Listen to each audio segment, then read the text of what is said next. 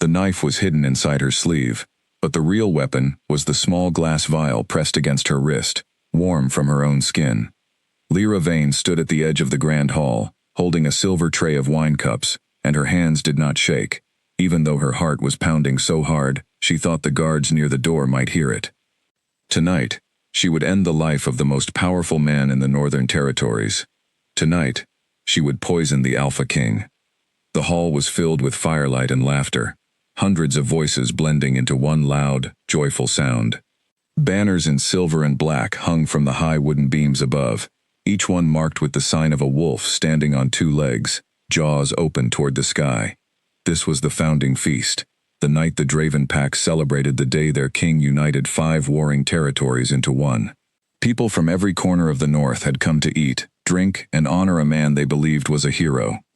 Lyra knew a different truth, or at least, she had been told a different truth. 3 weeks earlier, she had been pulled off a quiet street near the Blackthorn Pack's eastern border by 2 men she did not recognize. They wore no pack colors, no markings, nothing that would tell her who they served. They knew her name. They knew where she slept. They knew the names of the 2 people she loved most in the world. The couple who had raised her since she was a baby, the only family she had ever known. "We have kept a secret for 18 years, the taller man had said, his voice calm, almost gentle, which somehow made it worse. "We have protected you, Lyra, since before you could walk. Your parents did not die in an accident. They were killed because of what you are." She had laughed at first, thinking it was some cruel joke, some attempt to frighten a young woman walking alone at night. But then he had shown her a folded piece of parchment with a wolf crest she did not recognize, torn and burned at the edges, and a small brass locket that had belonged to her mother, a woman she barely remembered. "What am I?" she had asked, her voice smaller than she wanted it to be. "Something Cale Draven's family destroyed, a generation ago," the man had answered. "And now we need your help to finish what they started, before they realize what you could become." At the time, the words had meant almost nothing to her. She was human, as far as she knew, raised among wolves but never one herself, never able to shift, never able to hear the call of the moon the way the others could. She had grown used to being different, to standing outside the circle while others ran free through the forest at night. She had told herself it did not matter. But the men had not asked her to understand. They had asked her to obey. If she refused, they promised that the couple who raised her would suffer for it. If she agreed, she would be given a single task, and then she would be free, along with everyone she loved. The task was simple to describe, and nearly impossible to carry out. Enter the Draven Keep as a servant. Wait for the right moment. Slip a colorless, tasteless poison into the wine of Cale Draven, the Alpha King, during the one night each year, when his guard was thinnest, because his people were celebrating him the loudest. Now that night had arrived, and Lyra stood only a few steps away from the throne where he sat.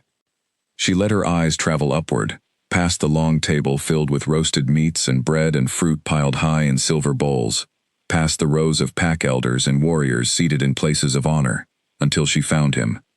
Cale Draven did not look like a monster. That surprised her more than she expected. She had built a picture of him in her mind over the past 3 weeks, imagining a cruel, sneering man who took pleasure in conquest, who had crushed 4 other territories under his boots without mercy. Instead, the man sitting at the head of the table looked tired. His dark hair was pushed back from his face, and his jaw was tight, as though he were holding something in, some weight that no one else in the room could see. His eyes, a deep and unusual shade of gold, moved slowly across the crowd, watching everything, missing nothing. And yet there was no joy in his expression, even as his people cheered his name. He looked, Lyra thought, like a man carrying a crown that was too heavy for him. She reminded herself quickly that this did not matter. Whatever he looked like, whatever weight sat on his shoulders, he had built his kingdom on the ashes of 4 other packs. People had suffered for his throne. Her own bloodline, whatever that meant, had apparently suffered because of his family. She could not let his tired eyes make her forget why she was standing in this hall with poison hidden in her sleeve. A woman beside her, one of the senior kitchen staff named Mira, nudged her elbow. "You're new, so listen closely," Mira whispered. "When the king raises his cup for the toast, that is your signal to bring fresh wine to the head table. Move quickly, keep your eyes down, and do not speak, unless he speaks to you first. Understood? Lyra nodded, grateful that her voice would not be needed, because she was not certain it would come out steady. The moment came sooner than she was ready for. A tall man with broad shoulders and short-cropped brown hair rose from his seat beside the king and lifted his cup high into the air. This, Lyra had learned from careful listening over the past 3 weeks, was Ronan, the king's beta, his second in command, and by most accounts, the second most dangerous man in the territory. His eyes were sharp, constantly scanning the room, and more than once during her short time in the keep, she had felt his gaze linger on her a moment too long. "To the Alpha King," Ronan called out, his deep voice cutting easily through the noise of the hall. 5 years since the last war ended, 5 years of peace bought with blood and kept with strength. To Kael Draven, who gave us all a home. The hall erupted into cheers, cups raised high, fists pounding on wooden tables. Kael rose to his feet as well, and for one small moment, something flickered across his tired face. Something that looked almost like grief, rather than pride. Though it was gone, before anyone else seemed to notice it. This was her moment. Lyra's hands moved before her mind fully caught up, years of quiet, careful training taking over. She approached the head table with a fresh tray of wine, keeping her steps smooth and her eyes low, exactly as Mira had instructed. Beneath the tray, hidden against her palm, the small glass vial waited, its stopper already loosened. She reached the table, just as the king lowered himself back into his seat, his empty cup set down in front of him. All she needed to do was pour the wine, tilt her hand at the right angle, and let a few drops of the clear poison slide into the cup along with it. No one would see. No one would taste it until it was far too late. Her fingers trembled slightly as she lifted the pitcher. "New face," a deep voice said, and Lyra's entire body went still. Kael Draven was looking directly at her. She had been warned that the king rarely spoke to servants, that he preferred silence and distance, that most nights he barely looked up from his own thoughts. She had not been warned for this. "Yes, my lord," she managed, keeping her eyes fixed on the cup in front of her, rather than his face, afraid of what he might read in her expression if she looked up. "I started this week. What's your name?" The question was simple, almost kind, but it struck her like a blow. She had not expected him to want her name. She had expected to be invisible, a servant among dozens of others, a face he would forget the moment she stepped away from the table. "Lyra," she said, because lying about something so small felt more dangerous than telling the truth. "Lyra," he repeated, as though testing the sound of it. "You're shaking." Her stomach dropped. "It's my first time serving at the head table, my lord. I don't wish to make a mistake." Something in his gaze softened, just slightly, and for one strange moment, Lyra almost forgot what she was holding in her hand. "You won't," he said. "Pour the wine." "I don't bite, despite what the stories say." A few of the pack elders near him chuckled at that, and Lyra forced herself to smile faintly, as though she found it amusing too, even as her heart hammered against her ribs. This was it. This was the moment. She tilted the pitcher, letting the dark red wine flow into his cup, and as it did, her other hand shifted, ready to release the poison hidden against her palm. She had practiced this motion 100 times in the small room she had been given in the servants' quarters, 100 silent rehearsals in the dark, telling herself it would be quick, painless, easy. But her hand would not move. It was not fear that stopped her, not exactly. It was something else, something she could not name. A strange resistance rising up from somewhere deep inside her chest, as though her own body had decided, without asking her permission, that it did not want to do this. The pitcher tilted too far. Wine splashed over the rim of the cup and across the table, some of it soaking into the sleeve of the king's dark tunic, and Lyra gasped, immediately pulling the pitcher back, her face flooding with heat. "I'm so sorry, my lord," she said quickly, setting the pitcher down and reaching for a cloth from the tray. Her hands moving fast now, driven by panic rather than plan. "I'm so sorry. Let me." She reached across the table to wipe the spilled wine from his sleeve before she could stop herself, and her fingers brushed against the back of his hand. The world seemed to stop. Heat spread through Lyra's entire body, starting from the point where her skin touched his, racing up her arm, across her chest, down her spine, until it felt as though every part of her was on fire at once. Her vision blurred at the edges. A sound rose in her ears, low and strange, like a heartbeat that was not her own, or perhaps was hers but stronger than she had ever felt it before. Something inside her chest tore open. She staggered backward, the cloth falling from her hand, her breath coming in short, sharp gasps. The hall around her seemed to tilt, the firelight suddenly too bright, the smell of roasted meat and wine suddenly too strong, as though every one of her senses had been turned up far beyond what she could bear. Her fingers curled inward, and for one terrifying instant, she felt something beneath her skin that had never been there before. A pressure, a pull, an awareness of her own body that was entirely new and entirely overwhelming. "Are you well?" Cale's voice reached her as though from a great distance, though he had risen from his seat and was standing directly in front of her now, his hand hovering near her elbow, not quite touching her again. Lyra could not answer. She could barely breathe. The strange fire under her skin was fading now, retreating as quickly as it had come, but it left her shaking, disoriented, and more afraid than she had been all night. More afraid than the moment she had first been told to carry poison into this hall. Because for one impossible instant, she had felt something wake up inside her. Something that had been sleeping her entire life. Mira appeared beside her a moment later, gently taking her arm. "She's new to the keep, my lord, still getting used to the noise and the crowd," she said quickly, before Lyra could find her own voice. "I'll take her to get some air."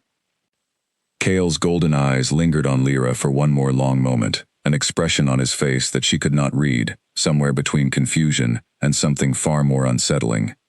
"See that she rests," he said finally, his voice quieter now, meant only for those close enough to hear. "And Lyra." She forced herself to meet his gaze, even though every part of her wanted to look away. "Welcome to the keep," he said. Mira pulled her gently away from the table, back through the crowd, past the curious glances of a few nearby guests, and out through a side door, into the cool night air of the courtyard. The moment the heavy wooden door shut behind them, muffling the noise of the feast, Lyra's knees buckled, and Mira caught her before she could fall. "What happened in there?" Mira asked, her voice low and worried, glancing back toward the hall, as though afraid someone might overhear them. "You went pale as death the second you touched him."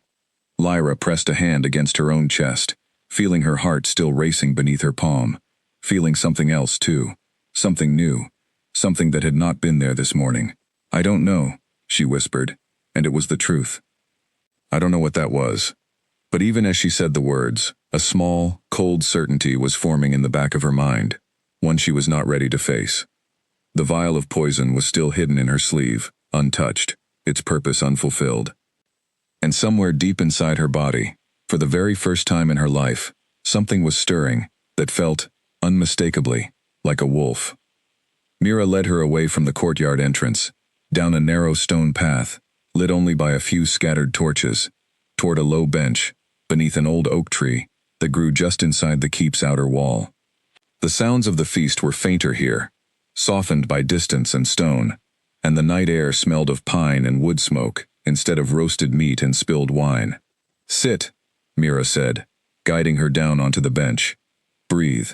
Whatever that was, it's past now." Lyra was not so sure it had passed. Her hand still trembled in her lap, and beneath her skin, she could feel something faint but unmistakable, a low hum, like a plucked string that had not yet gone completely silent.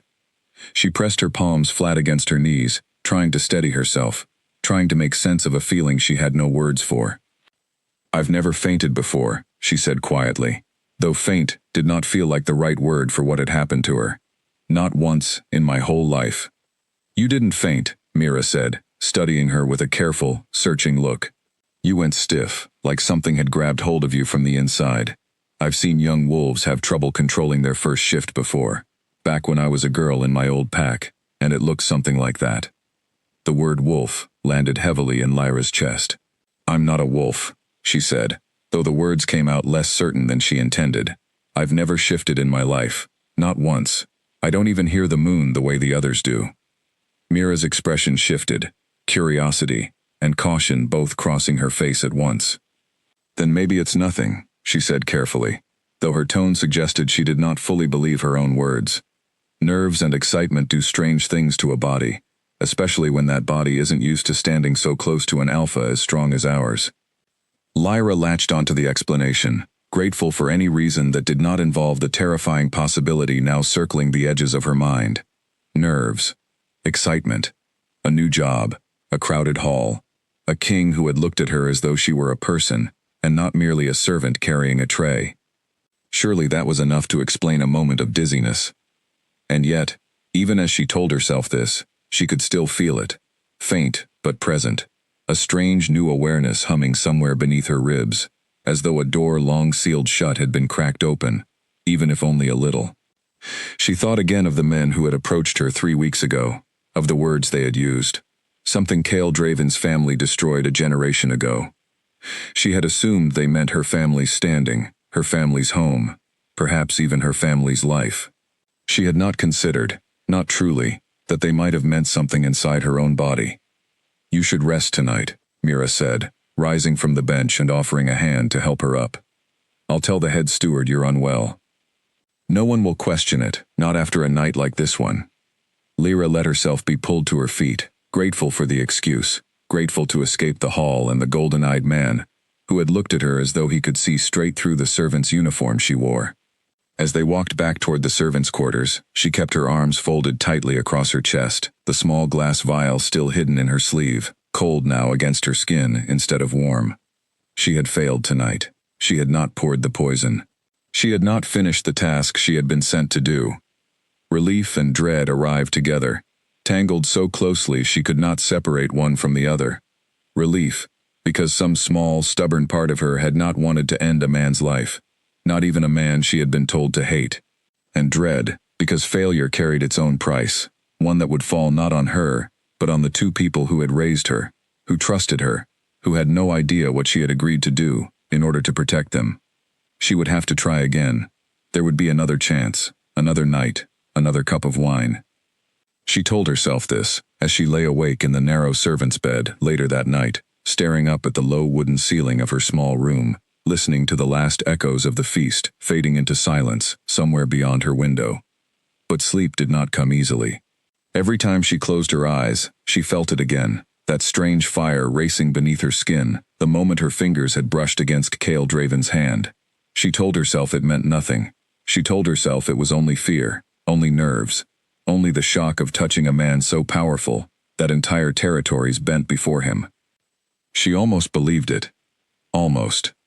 Somewhere deep inside her chest, in a place she had never known existed until tonight, something continued to hum quietly in the dark, patient and unfamiliar, as though it had been waiting a very long time for permission to wake. The kitchen was already alive with noise and steam when Lyra arrived the next morning, her eyes heavy from a night of broken sleep. Pots clanged against stone counters, bread dough thudded beneath quick hands, and somewhere near the back, a young boy was scolded for letting a fire burn too hot. None of it mattered to her. Her mind was still tangled in the memory of golden eyes and a strange fire beneath her skin. She had been given a new assignment that morning, one she had not expected and could not refuse. Instead of returning to the kitchens, she was to report to the royal wing, where she would now serve as an assistant to the king's personal steward, an elderly man named Edrin, who oversaw the daily needs of Cale Draven's private chambers. "You've caught the king's attention," Mira told her quietly, as she helped Lyra straighten her uniform before she left. "That's rare, and it isn't always a good thing. Be careful, Lyra. Watch what you say. Watch what you do." Lyra nodded, though inside, her stomach twisted into knots. Being moved closer to the king should have felt like an advantage for her true purpose, a chance to finish what she had failed to do the night before. Instead, it felt like walking directly into the center of a fire she barely understood, one that had already burned her once.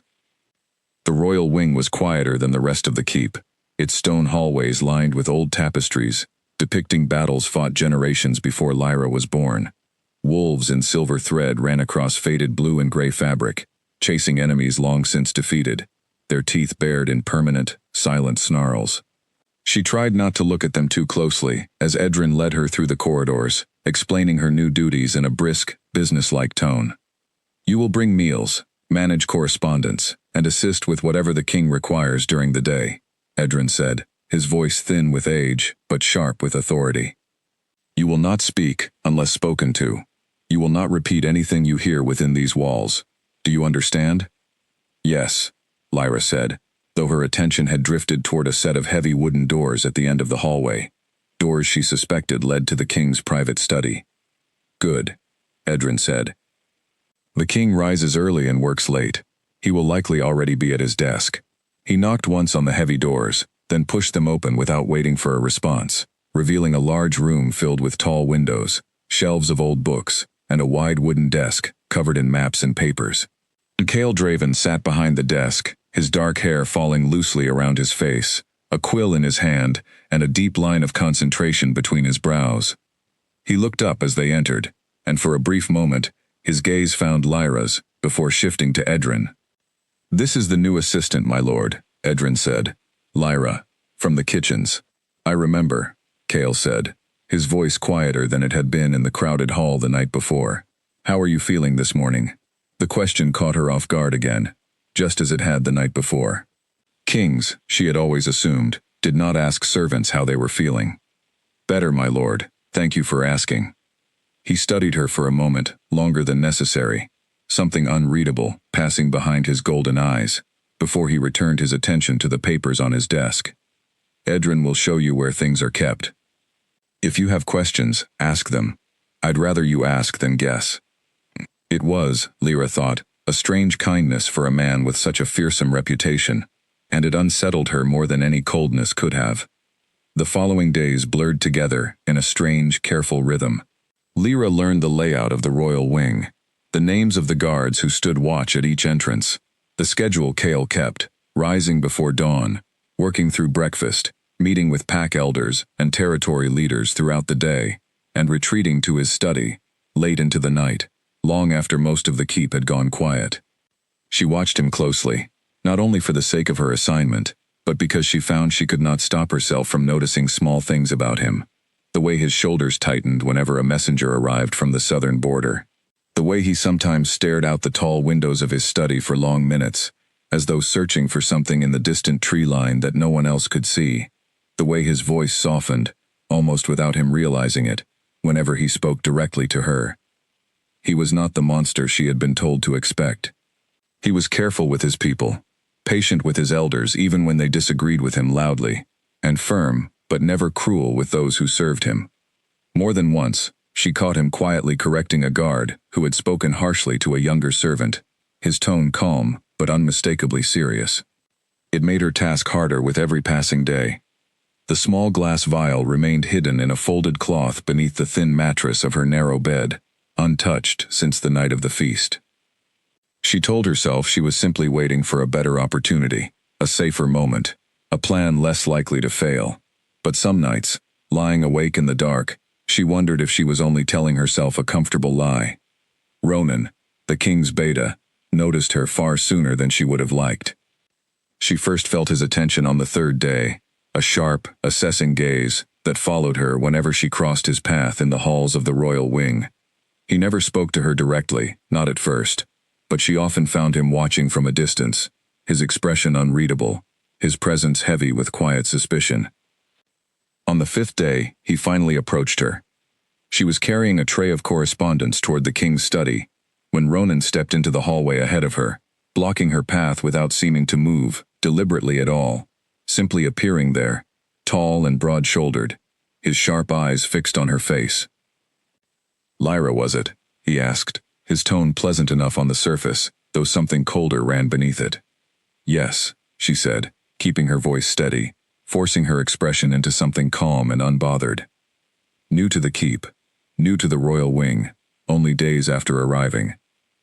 He tilted his head slightly, studying her the way a hunter studies a trail. That's quite a fast rise for someone with no history here. The king requested the change himself, she said, which was true, though it did nothing to ease the tightness gathering in her chest. "I'm aware," Ronan said. "I'm simply curious what caught his attention." Lyra held his gaze, refusing to let herself look away, even though every instinct in her body urged her to flee. "I couldn't say, my lord. Perhaps he simply needed help."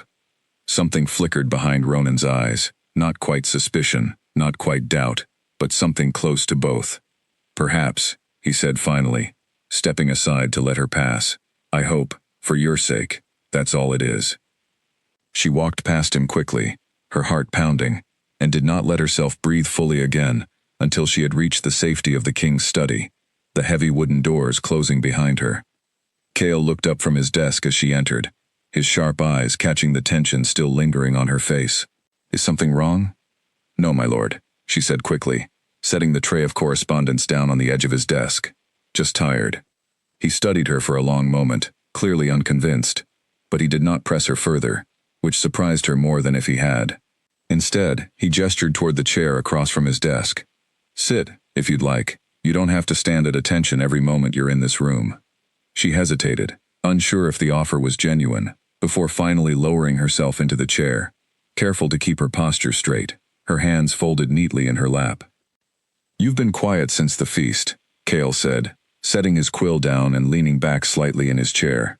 I don't think I've heard you say more than a dozen words at once. I don't want to overstep, my lord.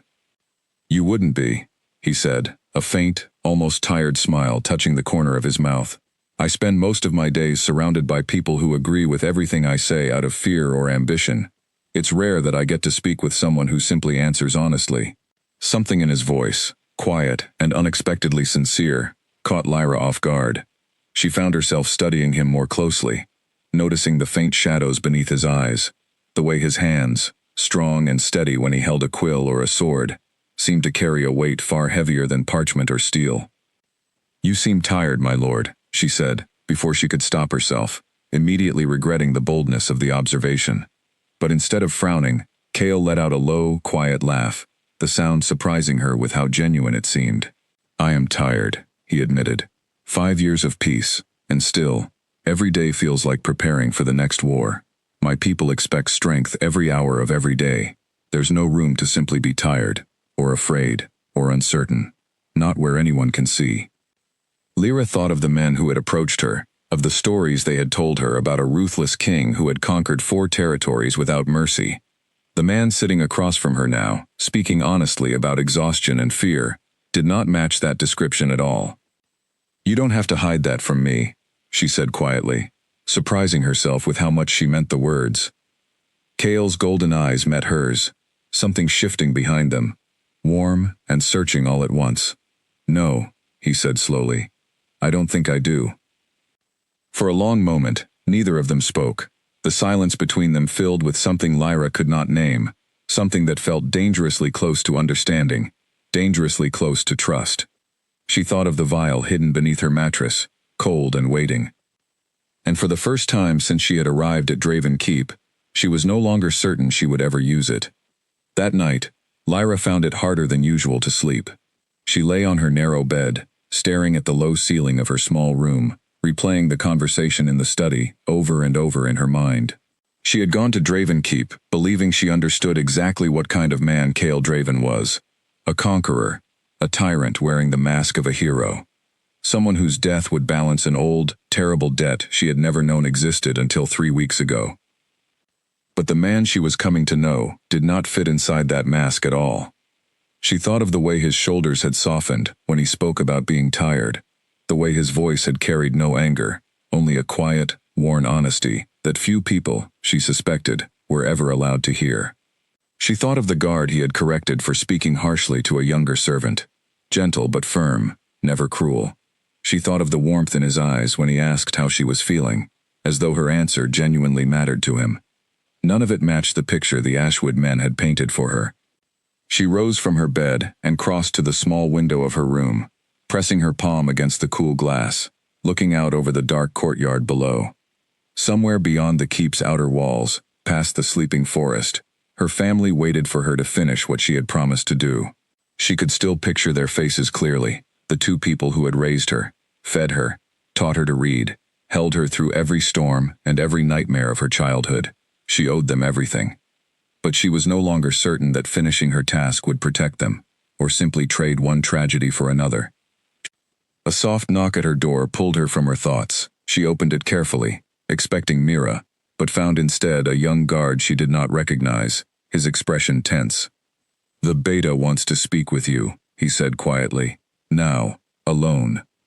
Lyra's stomach dropped, But she nodded, following him through the quiet, torchlit halls, until they reached a small side room near the guards' quarters, sparsely furnished, with only a table and 2 chairs.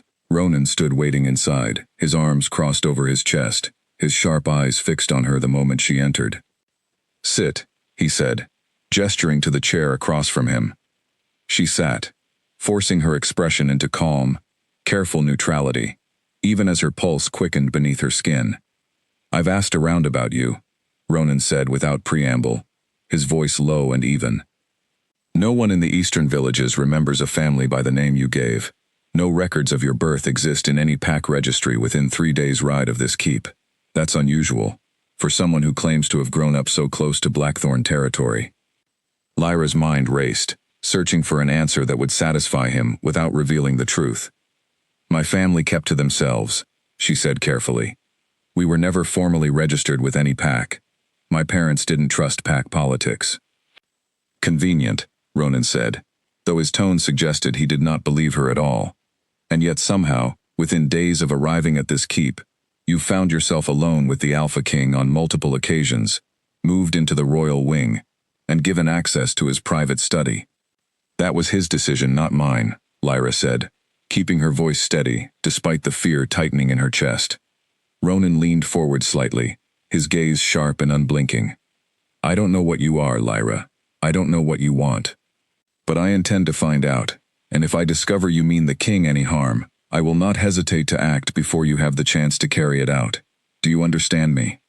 "I understand," she said quietly, and it was the only fully honest thing she had said since entering the room. Ronan studied her for a long moment longer, then finally waved a hand toward the door. "You may go, for now." Lyra rose on unsteady legs and walked from the room, her heart pounding so loudly, she was certain he must have heard it. She made her way back through the dark, quiet halls of the keep, her mind spinning with fear, and something else, something heavier and more complicated than fear alone. She was running out of time, in more ways than one. The task she had been sent to complete waited for her, cold and patient beneath her mattress. The man she had been sent to kill waited for her too, in his study late at night, speaking to her with an honesty she had never expected to receive from someone she was supposed to hate.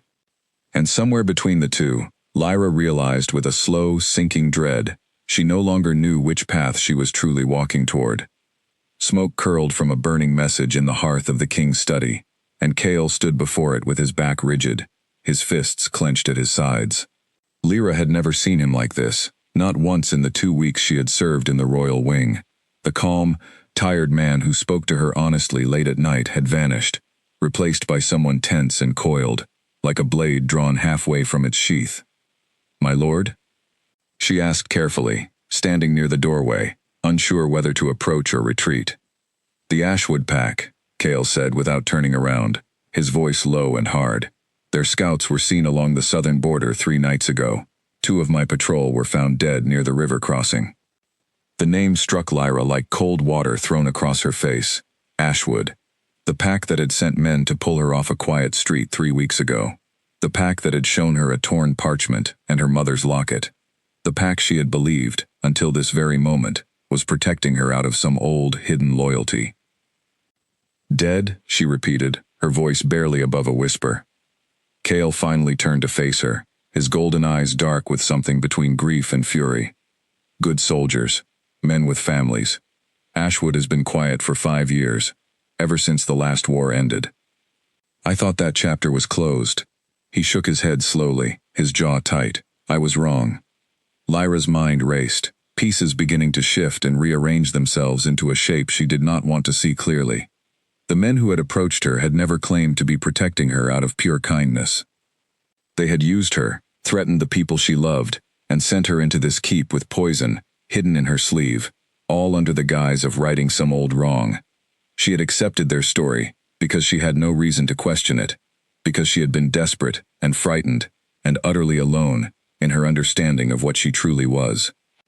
Now she wondered if she had ever known the truth at all. "What happens now?" she asked quietly. "Now I strengthen the border patrols, and I wait to see if this was an isolated attack or the beginning of something larger," Kale said, running a hand through his dark hair, exhaustion visible beneath his anger. I had hoped never to lead my people into another war.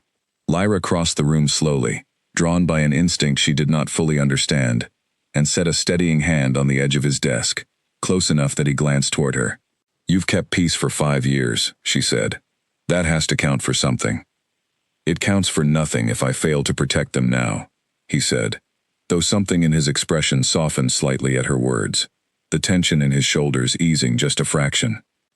They stood in silence for a long moment, the fire crackling softly in the hearth, the weight of unspoken things settling comfortably between them, in a way Lyra had never expected to feel, with a man she had been sent to destroy. Thank you, Cale said finally, his voice quieter now. For what?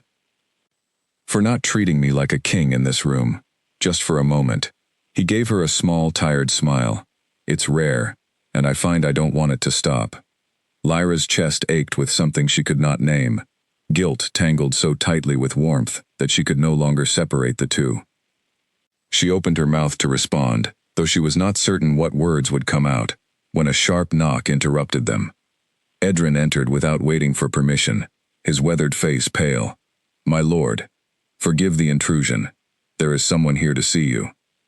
A healer, from the old northern villages. She says it concerns a matter of great urgency, something to do with a bloodline she believes has resurfaced within the keep. Cale frowned, glancing at Lyra briefly, before turning back to Edrin. Send her in. The woman who entered moments later was elderly, her back slightly bent, her silver hair pulled into a tight braid that fell over one shoulder. Her eyes, pale and sharp despite her age, swept across the room the moment she stepped inside, and Lyra felt them settle on her with unnerving precision, as though the woman had been searching for her specifically. Forgive my intrusion, my lord, the healer said, bowing her head respectfully to Cale, before her gaze returned once more to Lyra. My name is Elira. I have traveled 3 days to reach this keep, because I believe something has happened here that many of us thought impossible. Speak plainly, Cale said. Elira's pale eyes remained fixed on Lyra, and slowly, the old woman crossed the room until she stood directly before her, studying her face with an intensity that made Lyra's skin prickle with unease. You felt something wake inside you recently, Elira said quietly. Not a question, but a statement spoken with quiet certainty. A fire beneath your skin. A pull you could not explain. Lyra's breath caught in her throat. How could you possibly know that? Because I have spent 40 years searching for a bloodline I thought was destroyed, Elira said, her voice trembling slightly with something between fear and awe. The Sable line. Wolves whose power did not come from strength or conquest, but from something older, something rarer. A bloodline the old wars nearly wiped from existence. Cale's expression shifted from confusion to sharp, focused attention. The Sable line was destroyed generations ago. My grandfather's war against them ended their bloodline completely. That's recorded history. Your grandfather believed he had ended it, Elira said. But bloodlines are not so easily erased. And a single child can carry an entire lineage forward, hidden, sealed, suppressed by old magic meant to keep her safe from those who would still wish to finish what your grandfather began. Lyra's legs felt suddenly unsteady beneath her. You're saying I'm one of them, she whispered. One of the Sable line. I believe so, yes, Elira said gently. Your wolf was sealed before you were old enough to remember, likely by whoever hid you after your parents were killed. Seals like that are powerful, but they are not permanent. They can be broken, under the right circumstances. What circumstances? Cale asked, his voice tight. Elira's gaze shifted from Lyra to Cale, something knowing passing behind her pale eyes. Only a true alpha's touch can break a seal placed upon a sable wolf. It requires immense power, and more than that, it requires a connection the old magic recognizes as true. The room fell utterly silent. Lyra thought of the feast, of the fire that had raced through her body the instant her fingers brushed against Cale's hand, of the strange, humming awareness that had lived quietly beneath her skin ever since. She thought of her parents, killed before she was old enough to remember their faces clearly, and the family who had raised her in secret, protecting a truth she had never been allowed to know. She thought of the Ashwood men, and the mission they had given her, and the poison still hidden beneath her mattress. If her wolf had been sealed away to protect her from people who would kill her for what she was, then the Ashwood pack had not saved her out of kindness at all. They had hidden a weapon and kept it dormant until they needed it to strike.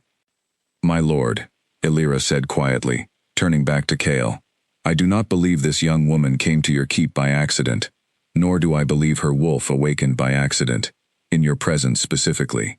The old magic does not choose lightly. If I am right, this bond between you was never a coincidence." Cale's golden eyes turned toward Lyra, searching, uncertain, and beneath the confusion, something far more vulnerable stirred in his expression, something that looked almost like hope tangled with fear. Lyra could not meet his gaze. Guilt rose in her throat like bile, thick and suffocating, because she alone in that room knew the full truth of why she had come to Draven Keep, and it had nothing to do with fate, or bonds, or old magic recognizing something true. It had begun with a promise to poison the very man now looking at her, as though she might be the answer to a mystery that had haunted his family for generations. "I need air," Lyra said suddenly, her voice unsteady, and before either of them could respond, she turned and fled the study, her footsteps echoing down the quiet stone corridor, as tears she refused to let fall burned hot behind her eyes. She did not stop until she reached the same courtyard bench where Mira had brought her the night of the feast, and there, beneath the old oak tree, she finally allowed herself to sit and press both hands against her face, her entire body trembling with the weight of everything she now understood. She was not simply human. She was not simply a servant sent to complete a task and return to the family she loved. She was the last of a bloodline someone had once tried to erase completely, and the man she had been sent to kill might be the only reason her true self had ever been allowed to wake at all. Footsteps approached slowly across the courtyard stones, and Lyra looked up to find Cale standing a short distance away, his hands loose at his sides, his expression careful, as though approaching something fragile he did not wish to frighten away. "You didn't have to run," he said quietly. "I didn't know what else to do," she admitted, her voice thick. He crossed the remaining distance and sat beside her on the bench, close enough that she could feel the warmth radiating from him, though he did not reach for her hand this time. "Whatever you are, Lyra, whatever bloodline runs through you, it doesn't change what I've seen with my own eyes these past 2 weeks. You've been honest with me, careful with my people, kind, in a place that doesn't always make room for kindness." Guilt twisted sharper in her chest at his words, because honest was the one thing she had not truly been with him. Not fully, not about the reason she had first walked through the gates of his keep. "There's so much you don't know about me," she whispered. "Then tell me," Cale said gently. "Whatever it is, I'd rather know the truth than keep guessing at shadows."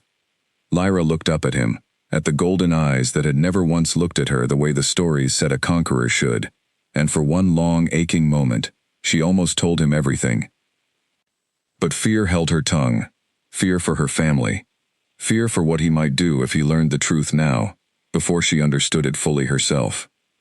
"Not tonight," she said instead, her voice trembling. "Please, not yet."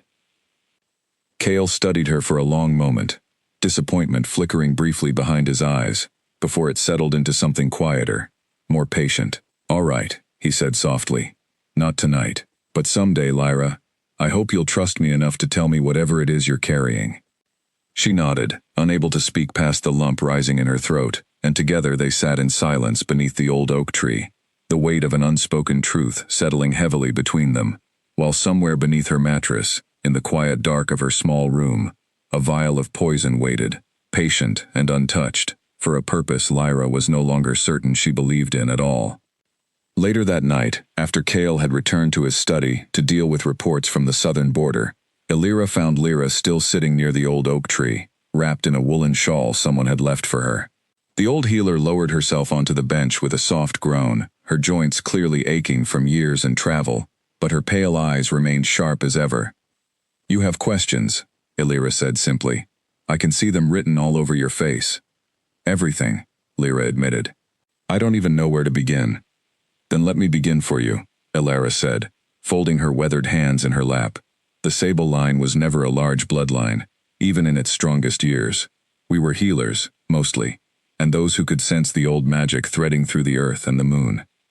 We did not seek power the way the great packs did. We simply lived quietly, generation after generation, in small villages scattered across the northern hills. Then why would anyone want to destroy an entire bloodline of healers? Lyra asked, genuinely confused. Alira's expression darkened. Because a sable wolf, when fully awakened and trained, can do something no ordinary wolf can do. We can sense truth. Lies become almost visible to us, a kind of shimmer in the air around false words. During the wars that shaped these territories, that gift made us dangerous to certain leaders who preferred their people not know when they were being deceived. Kale's grandfather, Lyra said quietly. Among others, Elira said. I do not say this to condemn the current king for the sins of his grandfather. Kale Draven was a child when the last of our line was hunted down. He bears no blame for choices made before his birth. But you should understand the shape of the fear that drove those choices, because it may still be alive in others today. Lyra thought immediately of the Ashwood men, of their claim that they had protected her for 18 years, hiding her from a danger they never fully explained. Do you know why my parents were killed? Elira's expression grew gentler, sorrowful. I do not know the details, child. I only know rumors. Whispers passed between the few of us who survived those years in hiding. Some say a small group of sable wolves escaped the worst of the purges, protected by allies who promised to keep them safe, until it was safe to reveal themselves again.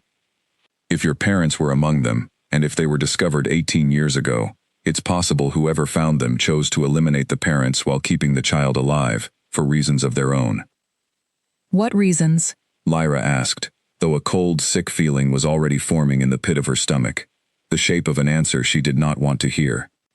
A living sable wolf, especially one whose power remains sealed and hidden, could be extremely valuable to the right person, Elira said carefully. Valuable enough to protect, valuable enough to control, valuable enough to use, when the moment finally called for it. Lyra pressed a hand against her mouth, memories of the Ashwood men flooding back with sudden, terrible clarity. We have protected you, they had said. We need your help to finish what they started.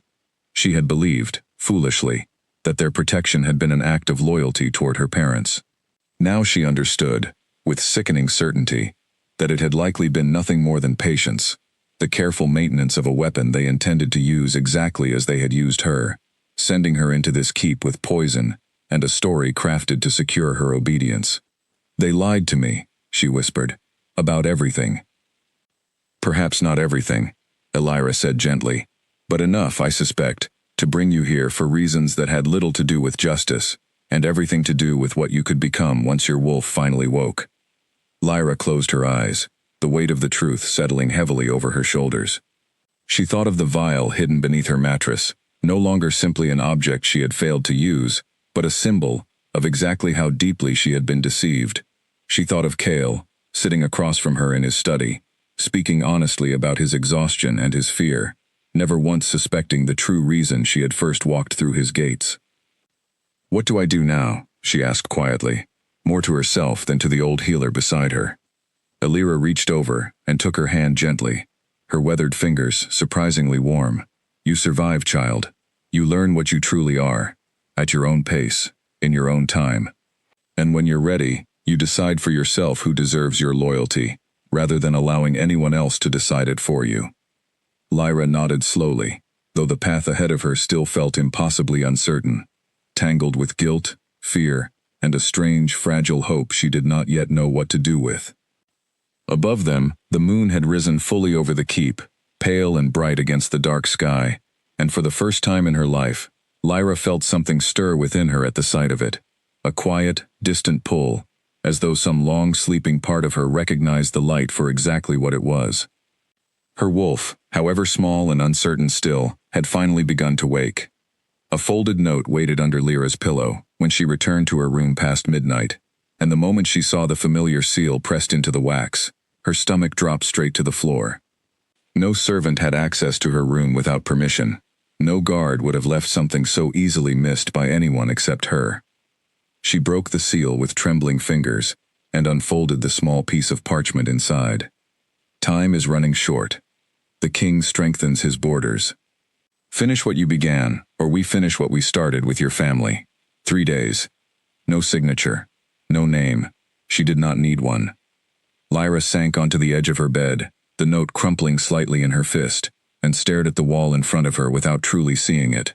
3 days, after everything Alira had told her, after everything she now understood about the lies that had brought her to this keep, the Ashwood pack still expected her to finish the task exactly as planned, as though nothing had changed at all. But everything had changed.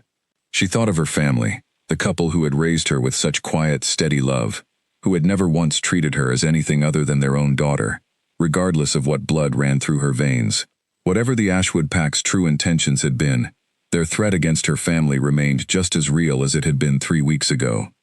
If she failed to act, the people who mattered most to her in the entire world would pay the price for her hesitation. And yet, the man she had been sent to kill had done nothing but show her honesty, patience, and a kindness she had not expected to find inside these walls. She spent the following day in a fog of quiet panic, moving through her duties in the royal wing with mechanical precision, barely hearing half of what Edrin said to her, barely tasting the food she forced herself to eat.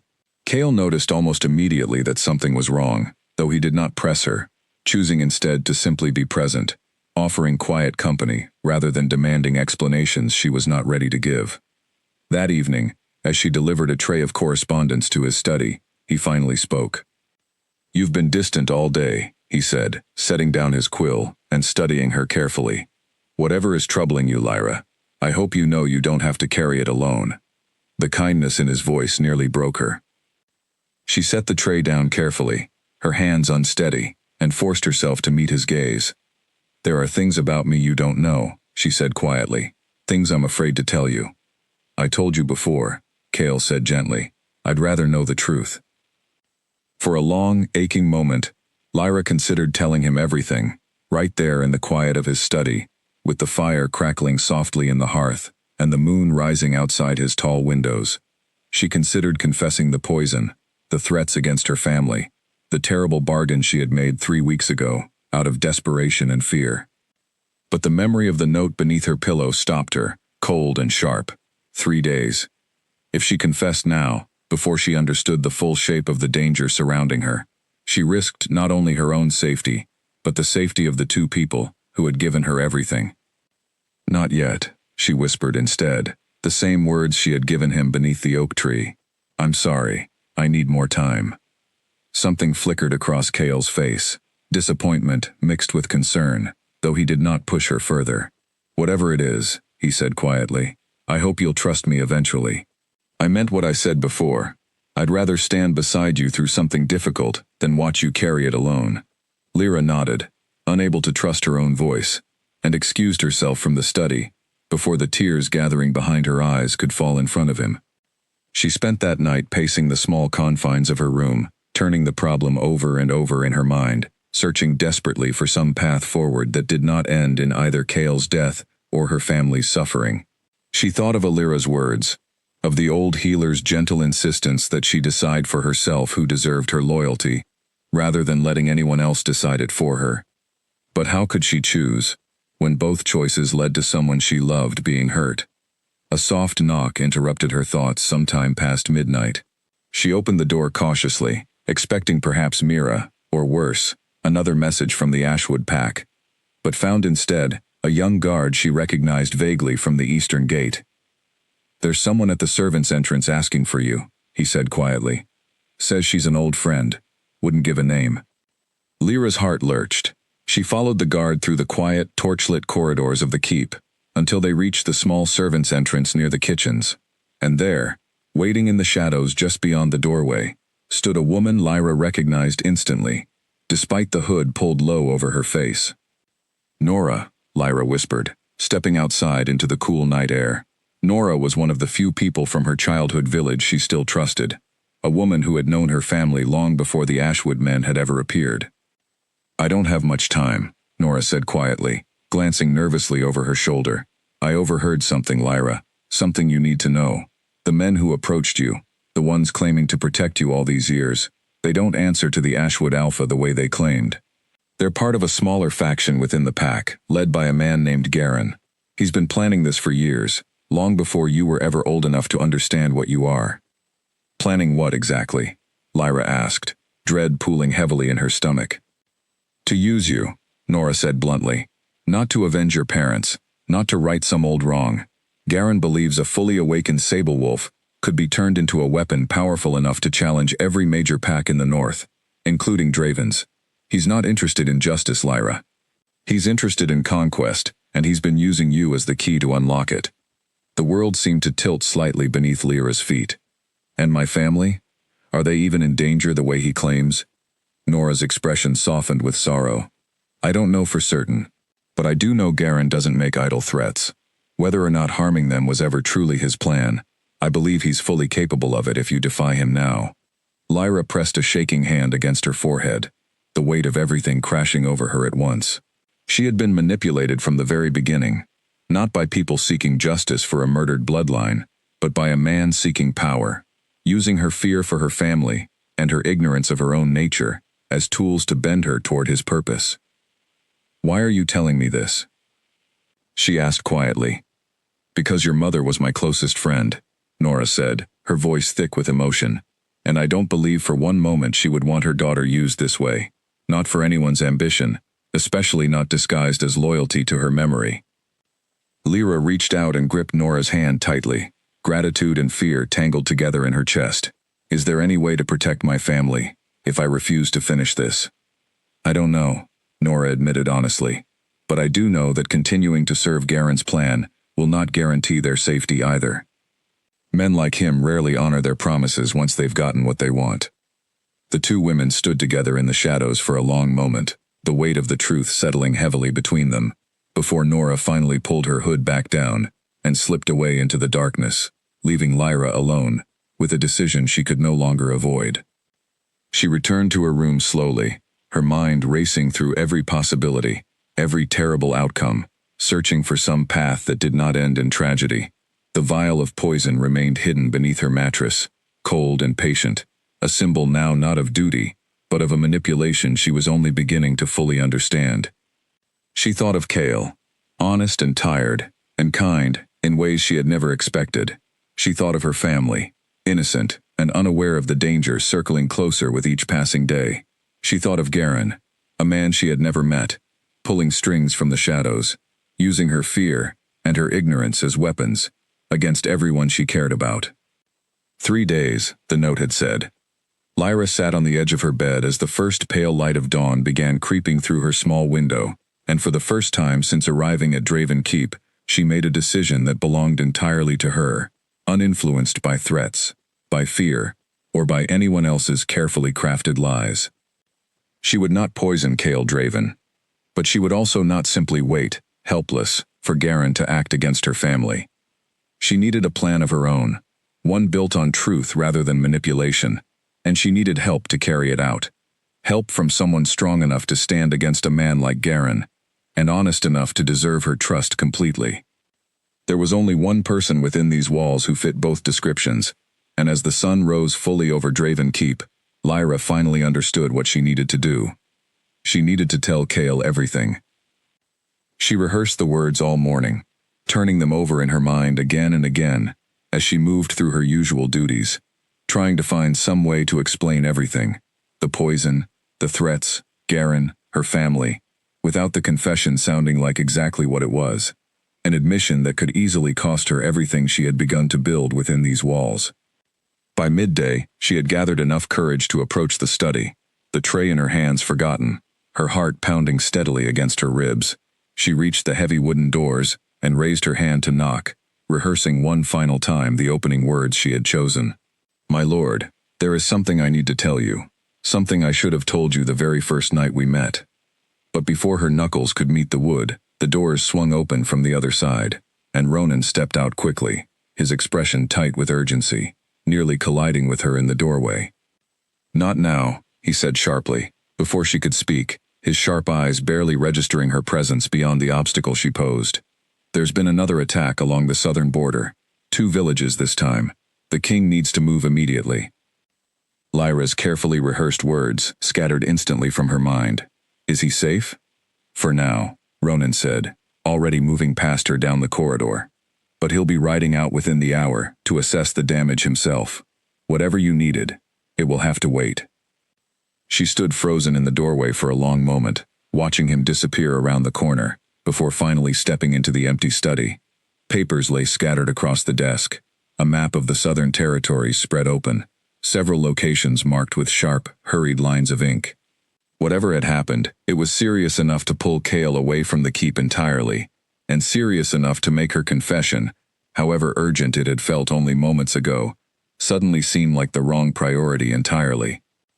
Cale appeared in the doorway minutes later, already dressed for travel, a heavy cloak thrown over his shoulders, his expression hard and focused in a way she had not seen since the night of the first attack. "Lyra," he said, surprised to find her standing alone in his study. "I don't have much time. Ronan tells me 2 villages near the southern border were attacked overnight. I need to see the damage myself, speak with the survivors, understand what we're truly facing." "Let me come with you," she said suddenly, the words leaving her mouth before she had fully considered them. Cale studied her, clearly surprised by the request. "It won't be safe. I don't yet know who is responsible." I might already know exactly who is responsible, Lyra thought, guilt twisting sharply in her chest, though she could not bring herself to say the words aloud. Not now, not with him already halfway out the door and his people waiting for him to lead them. "Please," she said instead, "I want to help however I can." Something in her tone must have convinced him, because after a long moment of consideration, he nodded once. "Stay close to me. Do exactly as I say." The ride south was long and tense, the small group of guards accompanying them moving swiftly along forest paths, still damp from recent rain. Lyra had never ridden this far from the keep before, and despite the fear coiled tightly in her chest, she found herself watching the surrounding forest with unusual sharpness, her senses somehow more alert than she remembered them being before the night of the feast. When they finally reached the first village, the destruction was worse than she had imagined. Several homes had been burned, their charred frames still smoking faintly in the morning air, and villagers moved through the wreckage with the slow, shattered movements of people who had lost far more than their belongings overnight. Cale dismounted immediately, moving among the survivors with quiet, steady authority, offering comfort where he could, gathering information where survivors were able to give it. Lyra followed close behind, her heart aching at the devastation surrounding her, and it was there, kneeling beside an elderly woman who had lost her home, that she overheard a detail that made her blood run cold. "They wore no pack colors," the woman said, her voice trembling, as she described the attackers to one of Cale's guards. "But one of them, the one giving the orders, he had a mark on his arm, a wolf's head, wrapped in thorns." Lyra's breath caught sharply in her throat. She had seen that mark once before, burned faintly into the edge of the torn parchment the Ashwood men had shown her 3 weeks ago, the crest of Garen's faction within the Ashwood pack. Garen was not simply threatening her family from a distance, he was already moving against Cale's people directly, escalating far faster than she had ever imagined possible, and every moment she continued to hesitate, more innocent people paid the price for her silence. She rose slowly from beside the grieving woman, her resolve hardening into something cold and certain, despite the fear still trembling beneath her skin. She could not wait any longer to tell Cale the truth. Whatever the cost to herself, whatever risk it posed to her family, the people of these villages, and Cale himself, deserved to know exactly what kind of danger truly stood against them, and she was the only person who could give them that knowledge in time to act. The ride back to Draven Keep felt endless, the forest path blurring past in shades of green and gray, as Lyra rehearsed, for the second time that day, the words she needed to say. This time, nothing would stop her. Not Ronan, not urgent border news, not her own fear. She had watched an elderly woman weep over the ashes of her home, and she would not let another village burn while she stayed silent to protect herself. Cale rode ahead of her for most of the journey, his shoulders tense, his jaw set in the same hard line it had held since they first arrived at the burned village. He had said little on the way back, though Lyra could see the weight of what he had witnessed pressing down on him with every mile, and she wondered, not for the first time, how a man carrying so much responsibility managed to remain as gentle as he had been with her. They reached the keep just as the sun began sinking low behind the western hills, painting the stone walls in shades of deep orange and gold. Cale dismounted quickly, already issuing orders to the guards who rushed forward to meet them, his voice sharp and commanding once more, every trace of the tired, honest man from his study, buried beneath the weight of his role. Lyra waited until the guards had dispersed before approaching him. "My lord, I need to speak with you. Now. If possible, it's urgent." Cale turned toward her, exhaustion evident in the lines of his face, but something in her tone must have caught his attention, because he nodded without hesitation. "My study. Give me a few minutes to settle the guards, and I'll meet you there." She waited in the study alone, pacing slowly before the dying fire in the hearth, her hands twisting nervously in front of her. When the heavy wooden doors finally opened, and Cale stepped inside, closing them firmly behind him, she felt her heart climb into her throat. "What is it?" he asked, crossing the room toward her, concern evident in his golden eyes.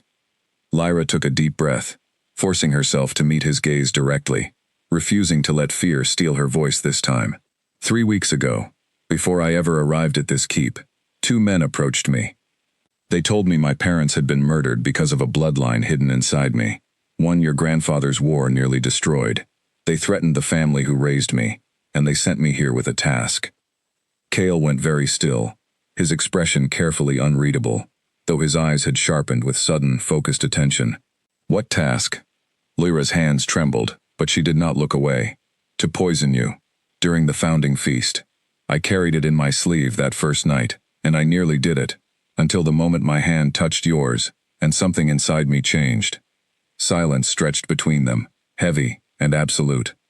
Cale's expression shifted through several emotions in quick succession: shock, disbelief, and finally something that looked almost like betrayal, sharp and immediate, before settling into a carefully controlled stillness that frightened her more than any anger could have. "You've been in my private study for 2 weeks, he said slowly, his voice low and dangerously even. "Alone with my correspondence. Alone with me." "I never went through with it," Lyra said quickly, desperation creeping into her voice. "I couldn't, not after that first night. I've been trying to find another way, a way to protect my family without hurting you, and I know now, the men who sent me lied about almost everything." "Do you have the poison still?" Cale asked, his voice flat. Lyra hesitated only a moment before nodding. "Beneath my mattress, untouched since the feast." Cale's jaw tightened, and he turned away from her, pacing toward the tall windows of his study, his hands clenched at his sides.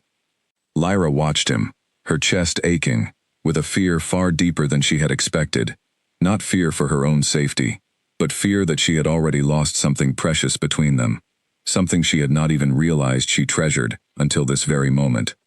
"Say something," she whispered. "What would you have me say?" Cale asked, turning back to face her, his golden eyes bright with barely restrained emotion. "That I understand? That I forgive you instantly, simply because you're standing here confessing after weeks of silence? You let me believe you were someone you weren't, Lyra.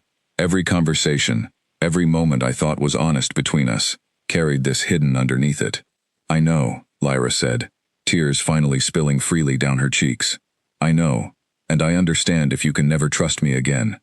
But I'm telling you now because innocent people are dying, and I refuse to let my silence cost more lives. The attack on the southern villages, the mark that woman described, it belongs to a man named Garin, the one who truly sent me here. He's not interested in justice for my parents. He wants to use my bloodline as a weapon, and he's already moving against your people to force my hand." Cale's expression sharpened further at this new information, some of the raw hurt in his eyes giving way to the calculating focus she had seen him wear when discussing border security. "Tell me everything you know about him." For the next hour, Lyra recounted every detail she could remember. The 2 men who had first approached her, the torn parchment with its wolf and thorns crest, Nora's warning about Garen's true ambitions, the note left beneath her pillow demanding she finish her task within 3 days.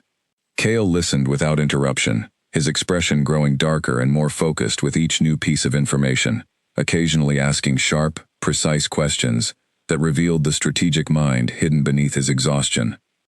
When she finally finished, silence fell over the study once more, heavier now with the weight of everything she had revealed. 3 days, Cale repeated quietly. "That deadline passes tomorrow." "I know," Lyra said. "I don't know what he'll do when I fail to complete the task. He may act directly against my family, or he may escalate his attacks against your people, or both." Cale was quiet for a long moment, his gaze distant, clearly working through strategies and possibilities she could not fully follow. Finally, he looked at her again, his expression still guarded, still carrying the sharp edge of betrayal she had put there, but something else present as well. Something that looked almost like reluctant understanding. "You could have finished the task at any point over these past 2 weeks," he said slowly. "You had countless opportunities. Why didn't you?" Lyra met his gaze steadily, despite the tears still tracking down her face. "Because somewhere between that first night and now, I stopped seeing you as the man they told me you were, and started seeing the man you actually are. Tired, and careful, and kind in ways I never expected. I couldn't do it, Cale. Not to you." His name, spoken so plainly, seemed to land heavily between them, and for a moment, something softened behind his golden eyes before he forced it back beneath a more guarded expression. "I need time to think about what you've told me," he said finally, "and I need to decide what happens next. For the safety of my people, and for the safety of your family, if what you say about Garen's intentions is true." "I understand," Lyra whispered. "You will remain here, within the royal wing, under guard," Cale continued, his voice carrying the weight of authority once more. "Not as punishment, but because Garen may still be watching this keep, and I need to know exactly where you are, at all times, while I decide how to respond." Lyra nodded, accepting the terms without argument, grateful only that he had not called for her immediate imprisonment, or worse, despite having every right to do so. "Thank you for listening," she said quietly, "for not turning me away the moment I confessed." Cale studied her for a long moment, something complicated passing behind his eyes. "I don't yet know if I trust you completely, Lyra, but I believe you're telling me the truth now, and given everything you've risked to do so, I owe you at least the chance to prove it further." He called for a guard to escort her back to her room, and as she walked through the quiet, torchlit halls of the keep, exhaustion and relief tangled together inside her chest, alongside a deep, aching grief for the trust she had damaged, and was not certain she could ever fully repair. Ronan intercepted them halfway down the corridor, his sharp eyes immediately noting the guard at her side, suspicion flaring instantly across his face. "What's happened?" "The king will explain when he's ready," the guard said simply, continuing past him without further explanation. Ronan's gaze followed Lyra as she passed, cold and assessing, and she knew without needing to be told that whatever trust she had begun to build with him, however small, had likely just been shattered entirely, along with any hope that her secret might have remained hidden a while longer.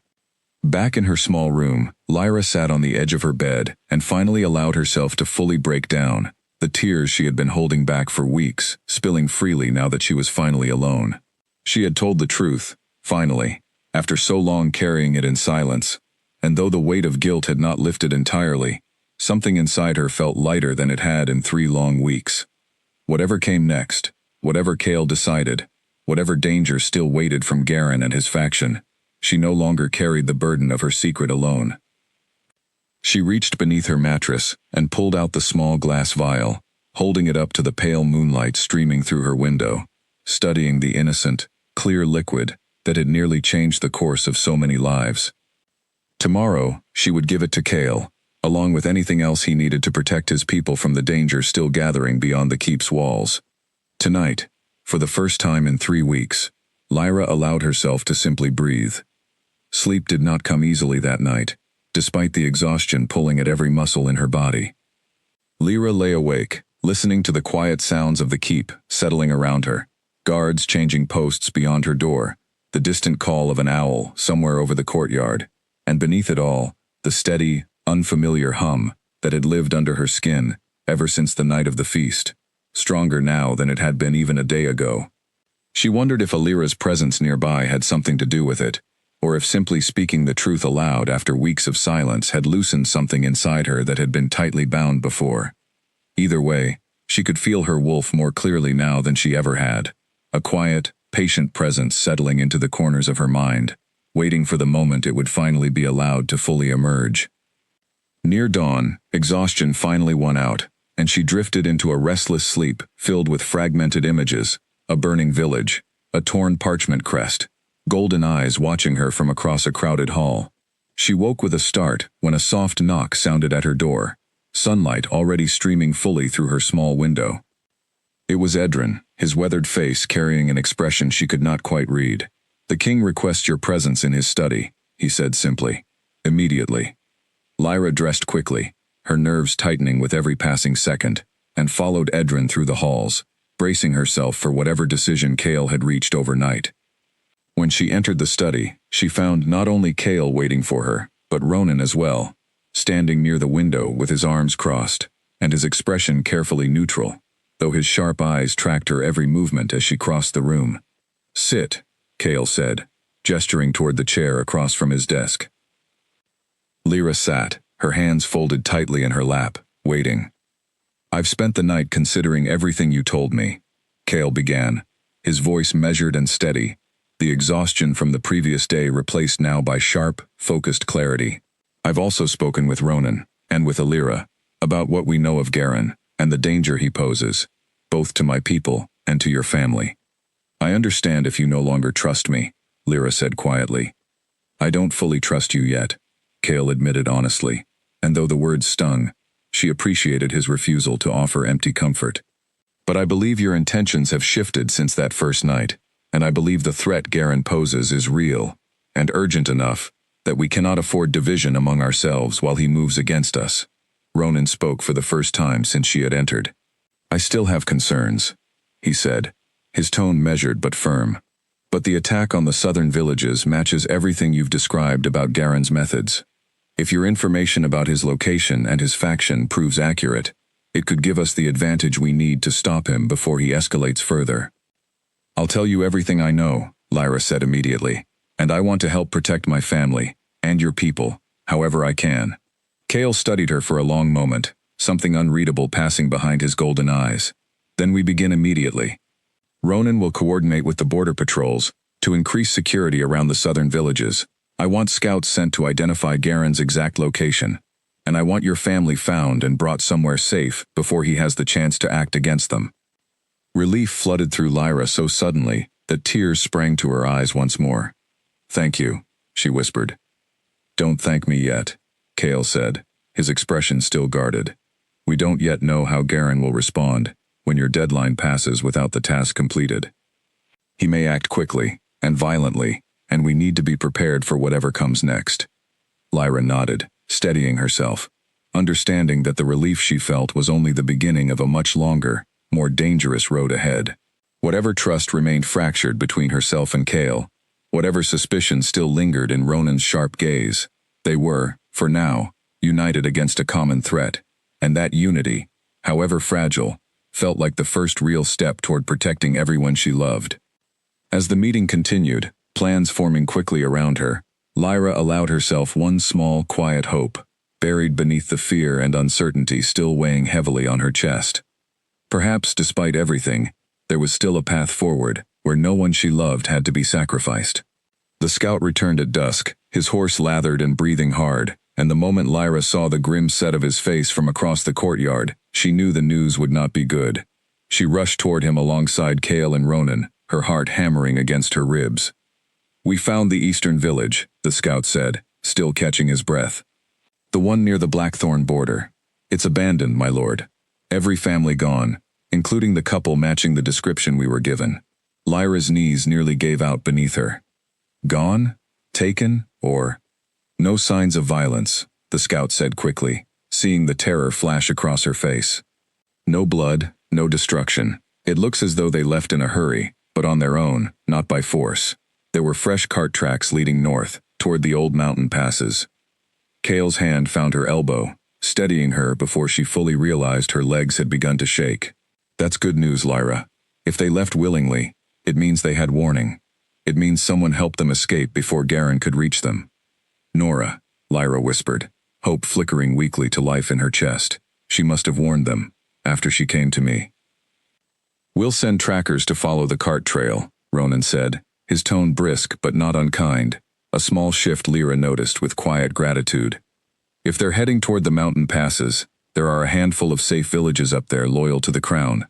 We may be able to find them before Garen does." Cale nodded, already turning to issue further orders, and Lyra found herself watching him with a strange mixture of relief and renewed guilt, grateful for the resources and effort he was pouring into protecting people who, Until yesterday, he had never even known existed, all because she had finally told him the truth. That night, as the keep settled into a tense, watchful quiet, Illyra found Lyra once more beneath the old oak tree in the courtyard, the same place she had first learned the truth about her bloodline only days before. "You look different tonight," Illyra observed, lowering herself onto the bench beside her. "Steadier, somehow, despite everything happening around you." "I told him the truth," Lyra said quietly. "Cale, everything. I thought it would feel like losing something, and it did, in a way, but it also feels like I can finally breathe again." Illyra smiled faintly, her pale eyes warm in the moonlight. Truth often works that way. It costs something to speak, but it costs far more to carry silently, year after year. "Do you think my parents knew this would happen someday?" Lyra asked. "That someone would try to use me the way Garen has?" Illyra considered the question carefully before answering. "I believe your parents hid you because they loved you, and because they understood the danger that came with your bloodline better than anyone. Whether they anticipated a man exactly like Garen, I cannot say, but I do believe they would be proud of the choice you made, telling the truth even when silence would have been easier." Lyra pressed a hand against her chest, feeling the familiar, quiet hum beneath her skin, stronger now than it had ever been. "I still don't fully understand what I am," she admitted. "This feeling inside me, it grows stronger every day, but I don't know how to control it, or even what it means to be a sable wolf, beyond what you've already told me." "Then let me teach you," Illyra offered gently. "Tonight, if you're willing. The moon is bright, and your wolf grows restless. It may be time to let her breathe a little, under safe conditions, before Garen forces the issue in far more dangerous circumstances." Lyra hesitated only a moment before nodding, a mixture of fear and eager curiosity rising within her.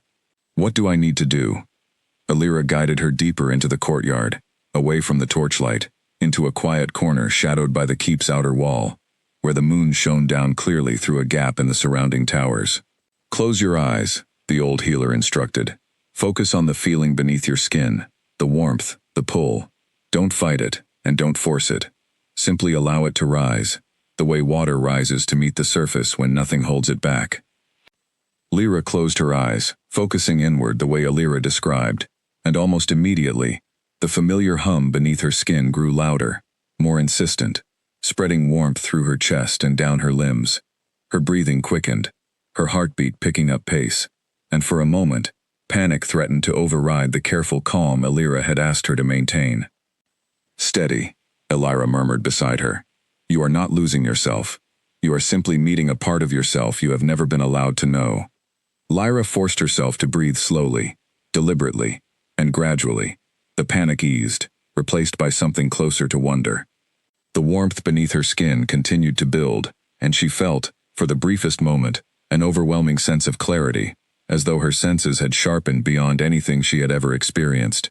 The scent of pine and wood smoke suddenly vivid and distinct, the distant sound of a guard's footsteps on the far side of the courtyard, suddenly crisp and clear despite the distance.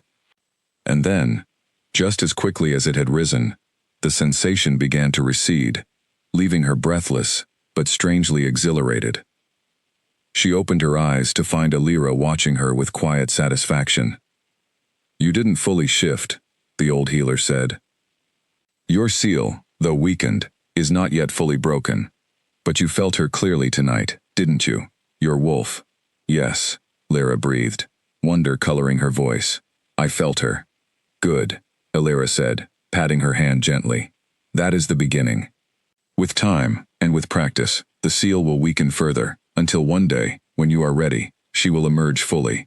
Whether that day comes through patience, or through necessity, I cannot say. But you are no longer entirely blind to what you are, and that alone is a kind of protection Garen cannot take from you." As they made their way back toward the keep's main entrance, a familiar figure stepped out from the shadows near the doorway, and Lyra's breath caught at the sight of Cale, watching them approach, his expression unreadable in the dim torchlight. "I was told you were out here," he said, his gaze moving between Lyra and Illyra with quiet curiosity. "Teaching her to understand her own nature," Illyra said simply. "Something long overdue, given the circumstances." Cale's golden eyes settled on Lyra, something softening in his expression despite the guardedness that still lingered between them since her confession. "And how do you feel?" Lyra considered the question honestly before answering. "Stronger," she said. "Less afraid of myself, at least." Something like relief flickered across Cale's face, though he quickly schooled his expression back into careful neutrality. "Good," he said simply. "You'll need that strength, whatever comes next." Illyra excused herself quietly, leaving the two of them standing together in the torchlit courtyard, the tension between them still present, but somehow softer than it had been the night before, worn down slightly by shared purpose and the slow, careful rebuilding of trust. "I received word from the trackers," Cale said after a moment of silence. "They've found signs of your family's cart trail heading deeper into the mountains. If they continue at their current pace, we should reach them within 2 days, well ahead of anything Garen might attempt." Relief washed over Lyra so completely that she nearly reached for his hand before catching herself, uncertain if such familiarity was still welcome between them. "Thank you," she said instead, her voice thick with gratitude. "For all of this. I know I haven't earned this kind of effort from you." "You're earning it now," Cale said quietly, "one honest choice at a time." The words settled warmly in Lyra's chest, and for the first time since her confession, she allowed herself to believe that whatever trust had been damaged between them might, with time and patience, still find a way to heal. Above them, the moon continued its slow climb across the dark sky, and somewhere, deep within her, Lyra's wolf settled into a quiet, patient rest, no longer entirely a stranger, waiting for the moment she would be needed again. 2 days passed in a blur of careful preparation and quiet tension. Lyra spent her mornings assisting Edrin as usual, though now with guards stationed openly near the royal wing entrances, a visible reminder of the danger still gathering beyond the keep's walls. Her afternoons belonged increasingly to Illyra, who continued teaching her small exercises, meant to help her understand and gently manage the growing presence of her wolf. Careful lessons in breathing, in stillness, in recognizing the difference between fear and instinct. Ronan remained distant during those 2 days, though Lyra noticed a subtle shift in how he watched her now, less outright suspicion, and more careful, measured observation, as though he were still deciding what to make of her, but no longer assumed the worst by default. On the second evening, he approached her directly for the first time since her confession, finding her alone in the small library adjoining the royal wing, where she had taken to reading in the quiet hours before sleep. "I owe you an apology," he said without preamble, standing stiffly near the doorway. Lyra looked up from her book, surprised. "For what?" "I suspected you from the very first day," Ronan said. "I was right to be suspicious, given what you've told the king, but I judged you before I understood the full weight of what was pushing you toward this keep. Threats against your family, manipulation from a man like Garen. I've seen good people forced into terrible choices under far less pressure." "You were doing your job," Lyra said quietly. "Protecting him. I don't fault you for that." Ronan studied her for a long moment, something reluctant but genuine shifting behind his sharp eyes. "The king trusts you now, more than he said outright, I think. That's not something he offers easily, especially not after being deceived. Whatever happens with Garen, I hope you understand what it means that he's chosen to stand beside you, rather than against you." "I understand," Lyra said softly. "More than you know." Ronan nodded once, satisfied, and turned to leave, pausing briefly at the doorway. "For what it's worth, your family's trail remains clear. The trackers expect to reach them by tomorrow evening. Whatever Garen intends, we'll have them safely within our protection before he has the chance to act." Relief flooded through her once more at the news, and she offered him a genuine, grateful smile. "Thank you, Ronan."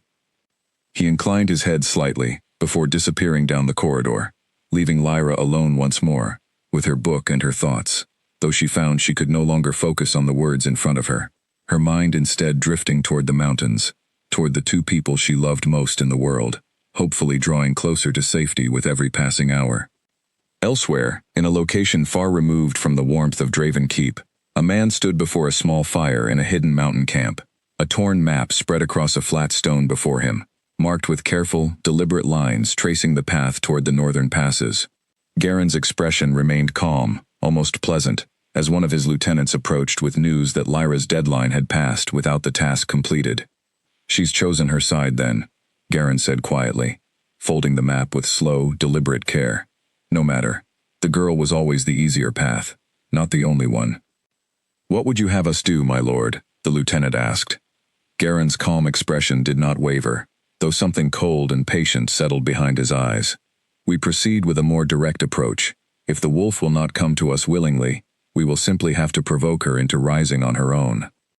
He looked toward the dark mountains rising in the distance, toward the direction his scouts had confirmed a small, unprotected family was currently traveling, unaware of exactly how much danger still followed close behind them. "Send our fastest riders north," Garen said quietly. It's time the girl understood exactly what she risks, by choosing loyalty to a king over loyalty to her own blood. A rider burst through the keep's main gate just before dawn, his horse nearly collapsing beneath him from exhaustion, and the moment Lyra heard the commotion echoing up from the courtyard, she was already running, her heart lodged firmly in her throat. She reached the courtyard in time to see Kale helping the exhausted rider down from his horse, one of the trackers sent to follow her family's trail through the mountains. Blood streaked across the man's shoulder, a shallow but clearly painful wound, and his face carried the pale, grim expression of someone who had witnessed something terrible. "Report," Kale said sharply, steadying the man as his legs threatened to buckle. "Riders, my lord," the tracker gasped. 6 of them, maybe more, wearing no colors, moving fast toward the mountain passes.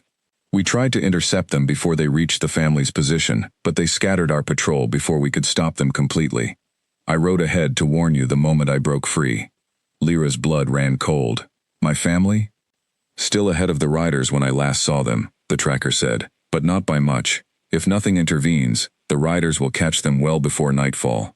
Kale's expression hardened instantly, all traces of exhaustion burning away beneath sharp, focused urgency. "Ronan, gather every available rider. We leave within the quarter hour." "I'm coming with you," Lyra said immediately, already turning toward the stables. "Lyra." "They're my family," she said, whirling to face him, her voice fierce, despite the fear trembling beneath it.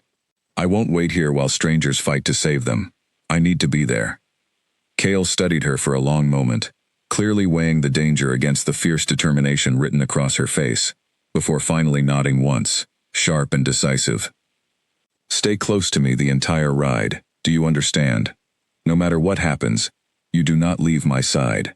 "I understand," she said, already moving toward the stables, adrenaline burning through the fear coursing through her veins. The ride into the mountains was faster and more brutal than anything Lyra had experienced before, the small group of riders pushing their horses hard along narrow, winding paths that climbed steadily higher into rocky, forested terrain. The air grew colder with each passing mile, sharp and thin against her lungs, and beneath the fear driving her forward, she felt something else stirring, the same warm, humming presence Alira had helped her recognize only days before, rising now with an intensity she had never felt before. They found the first signs of the confrontation as the sun began sinking toward the western peaks, a scattering of broken branches, hoofprints churned deep into soft earth, and a single arrow, embedded in the trunk of an old pine tree, its fletching marked with the same wolf and thorns crest that had haunted Lyra's nightmares for weeks. "They're close," Ronan called from ahead, his sharp eyes scanning the surrounding terrain. "This trail is fresh." They pushed forward with renewed urgency, and it was Lyra, her senses sharper now than she had ever known them to be, who first caught the distant sound of raised voices carrying faintly through the trees ahead, a woman's frightened cry cutting sharply through the cooling mountain air.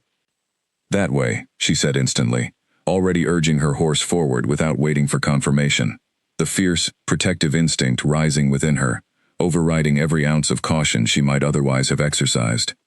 Kale and the others followed close behind, as she led them through a narrow break in the trees, into a small clearing where the confrontation had already begun.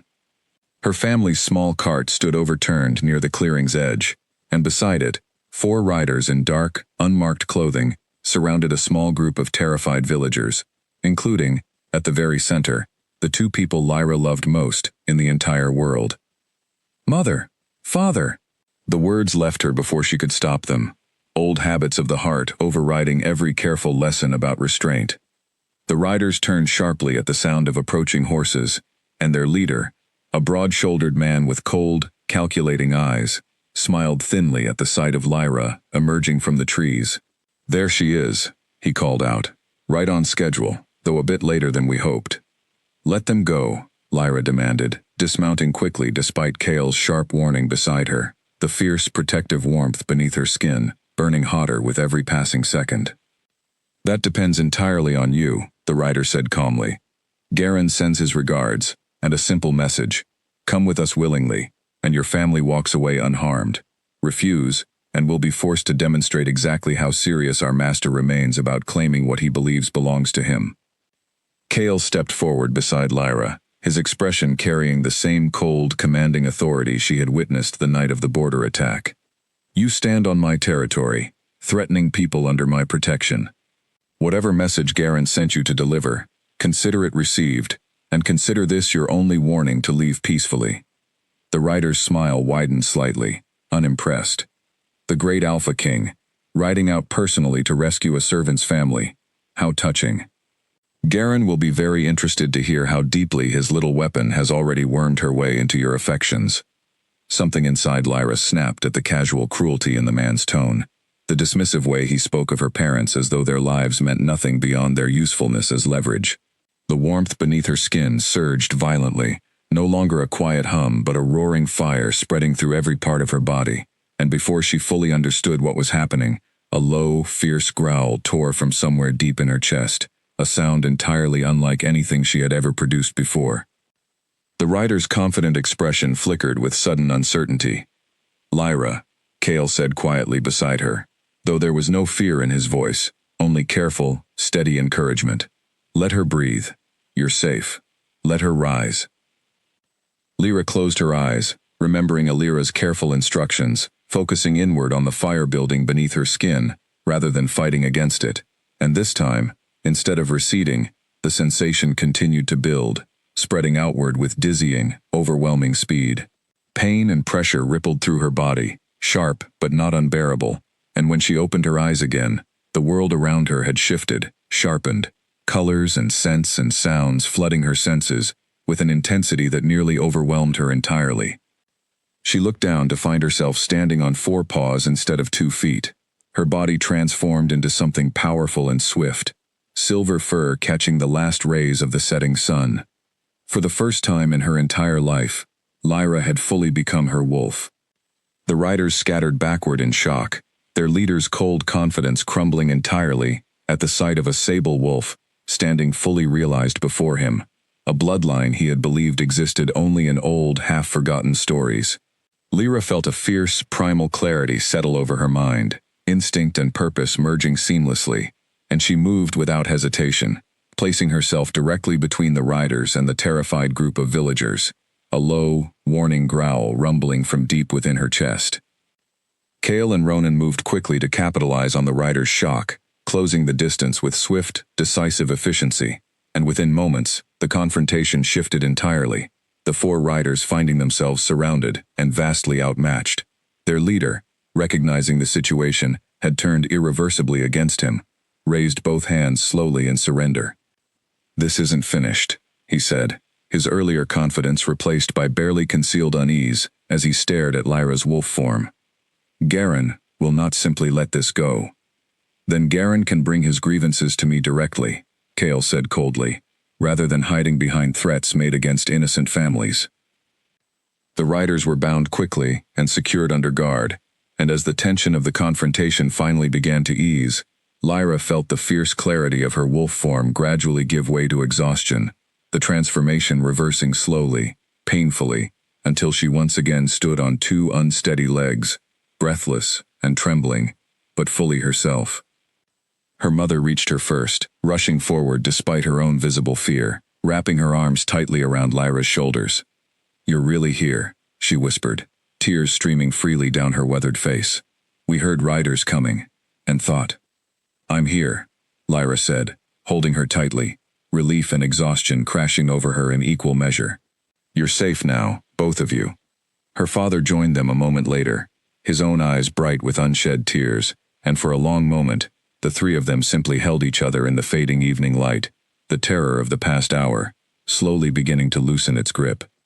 Cale watched from a short distance away, giving them the moment they needed, though his sharp eyes remained alert to the surrounding forest, wary of further danger.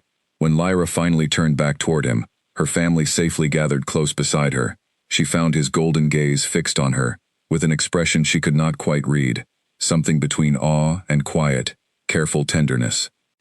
"You saved them," he said simply. "We saved them," Lyra corrected gently. "I couldn't have done any of this without you." Something warm flickered behind his eyes at her words, though the moment was interrupted quickly by Ronan approaching, his expression grim despite their success. "My lord, we should move quickly. If Garen sent these riders as a direct message, he'll know soon enough that his plan failed. I doubt he'll wait long before responding." Cale nodded, his focus sharpening once more. "Get everyone back to the keep immediately. We'll discuss our next steps once everyone is safely behind our walls." As the group began preparing for the journey back, Lyra's mother took her hand gently, studying her daughter's face with quiet wonder. "Your wolf," she said softly. "We always hoped, someday, you might finally know her. I only wish the circumstances had been kinder." "She's beautiful," Lyra's father added, his voice thick with emotion. "Just like you." Lyra smiled through the exhaustion still weighing heavily on her body, gratitude swelling in her chest, at the sight of her parents safe and whole beside her. Whatever Garen intended to do next, whatever danger still loomed on the horizon, she no longer faced it entirely alone, surrounded now by the family who had raised her, and the man who had chosen to stand beside her despite every reason he might have had to walk away.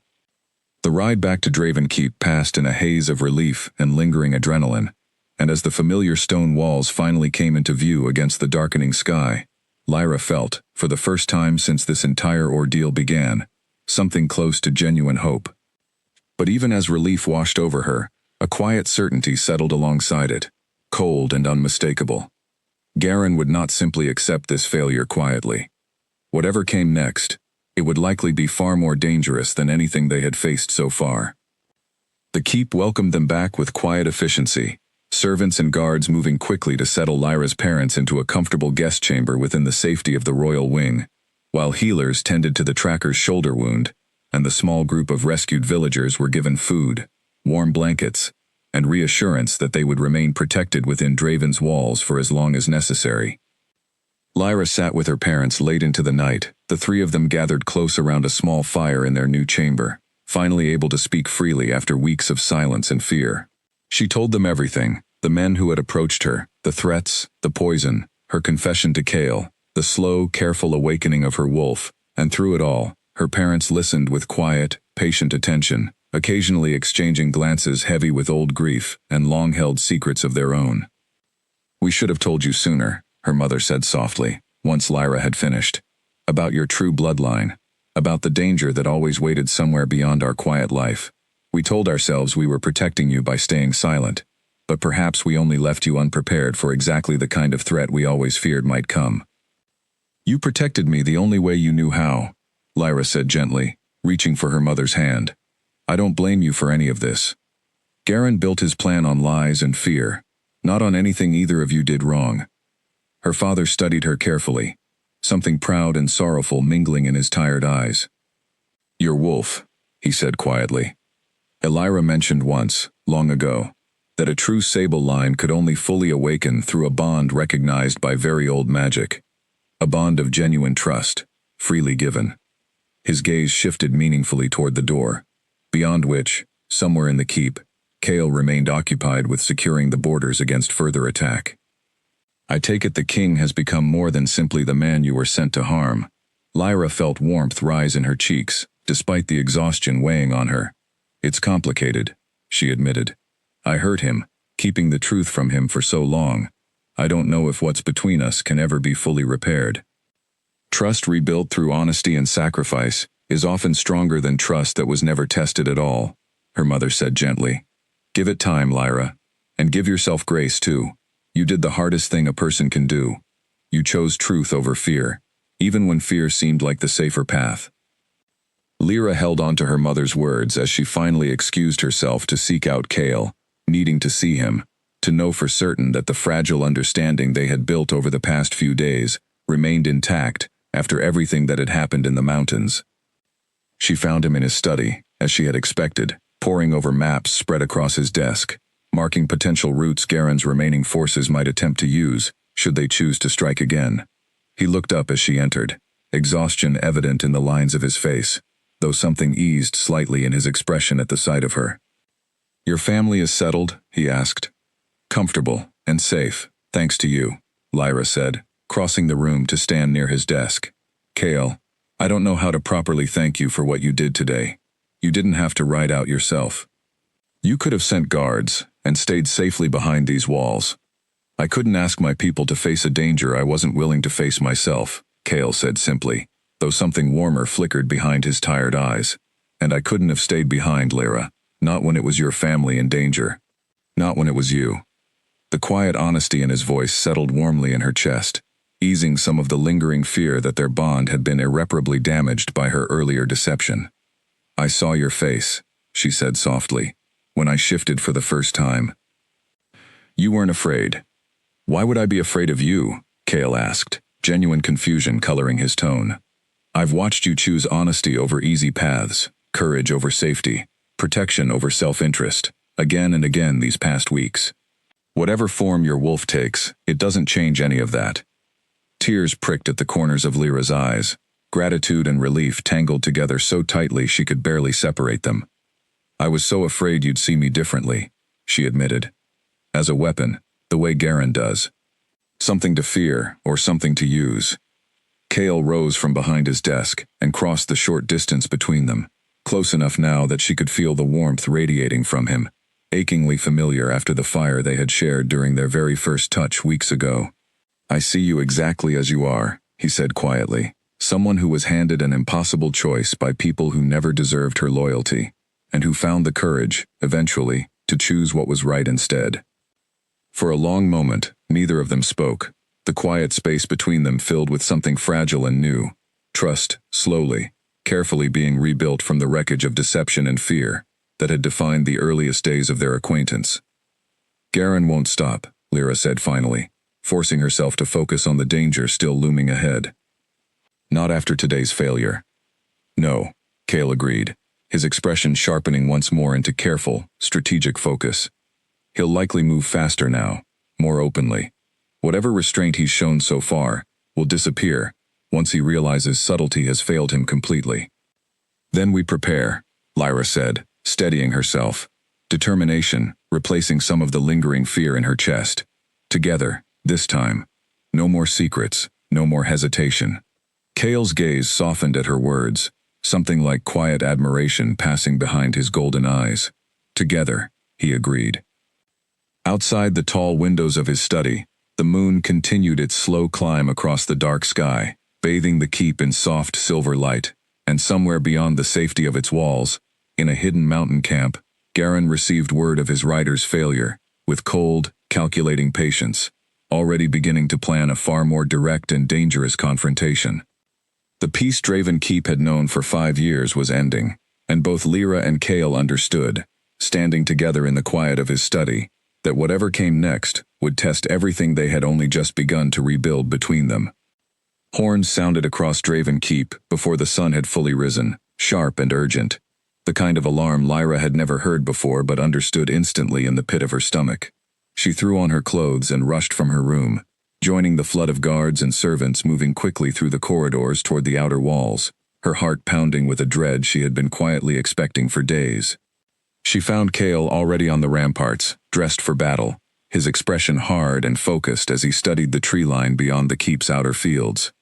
Ronan stood beside him, along with several senior guards, all of them watching the same distant sight that had brought Lyra rushing from her bed. Smoke rose in the distance, thick and dark, from somewhere along the eastern approach to the keep, and beneath it, faint but unmistakable, the shapes of riders and marching figures moved steadily closer through the early morning mist. How many?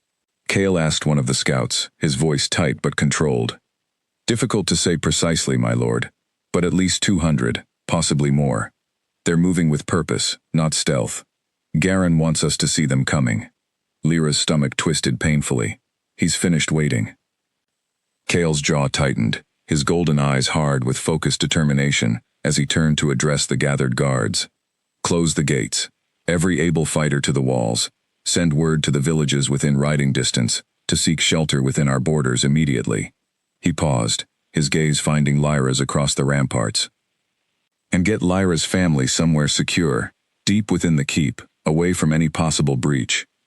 I'm not hiding, Lyra said immediately, stepping closer, despite the fear tightening her chest. Whatever's coming, it's coming because of me. I won't stay locked away while your people fight a battle I helped bring to your doorstep. This isn't a battle you brought, Kale said firmly, though his expression softened slightly at the fierce determination in her voice. This is a battle Garen chose, the same way he chose to threaten your family and manipulate you into a mission you never wanted.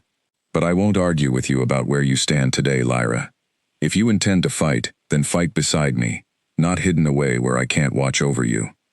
Something fierce and grateful swelled in Lyra's chest at his words, and she nodded once, steadying herself for whatever came next.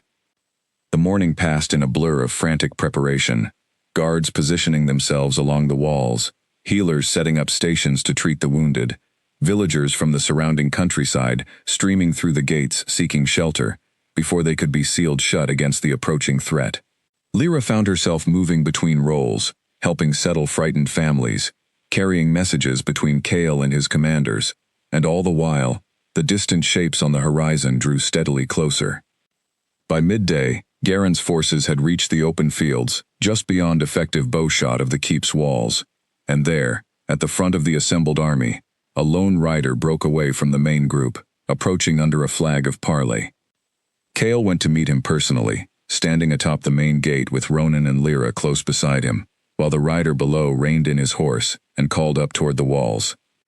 Kale Draven, the rider called, and Lyra recognized his voice instantly, cold and calculating, the same voice from the mountain clearing days before. Garen sends his regards, and one final offer. Surrender the girl, and this ends peacefully.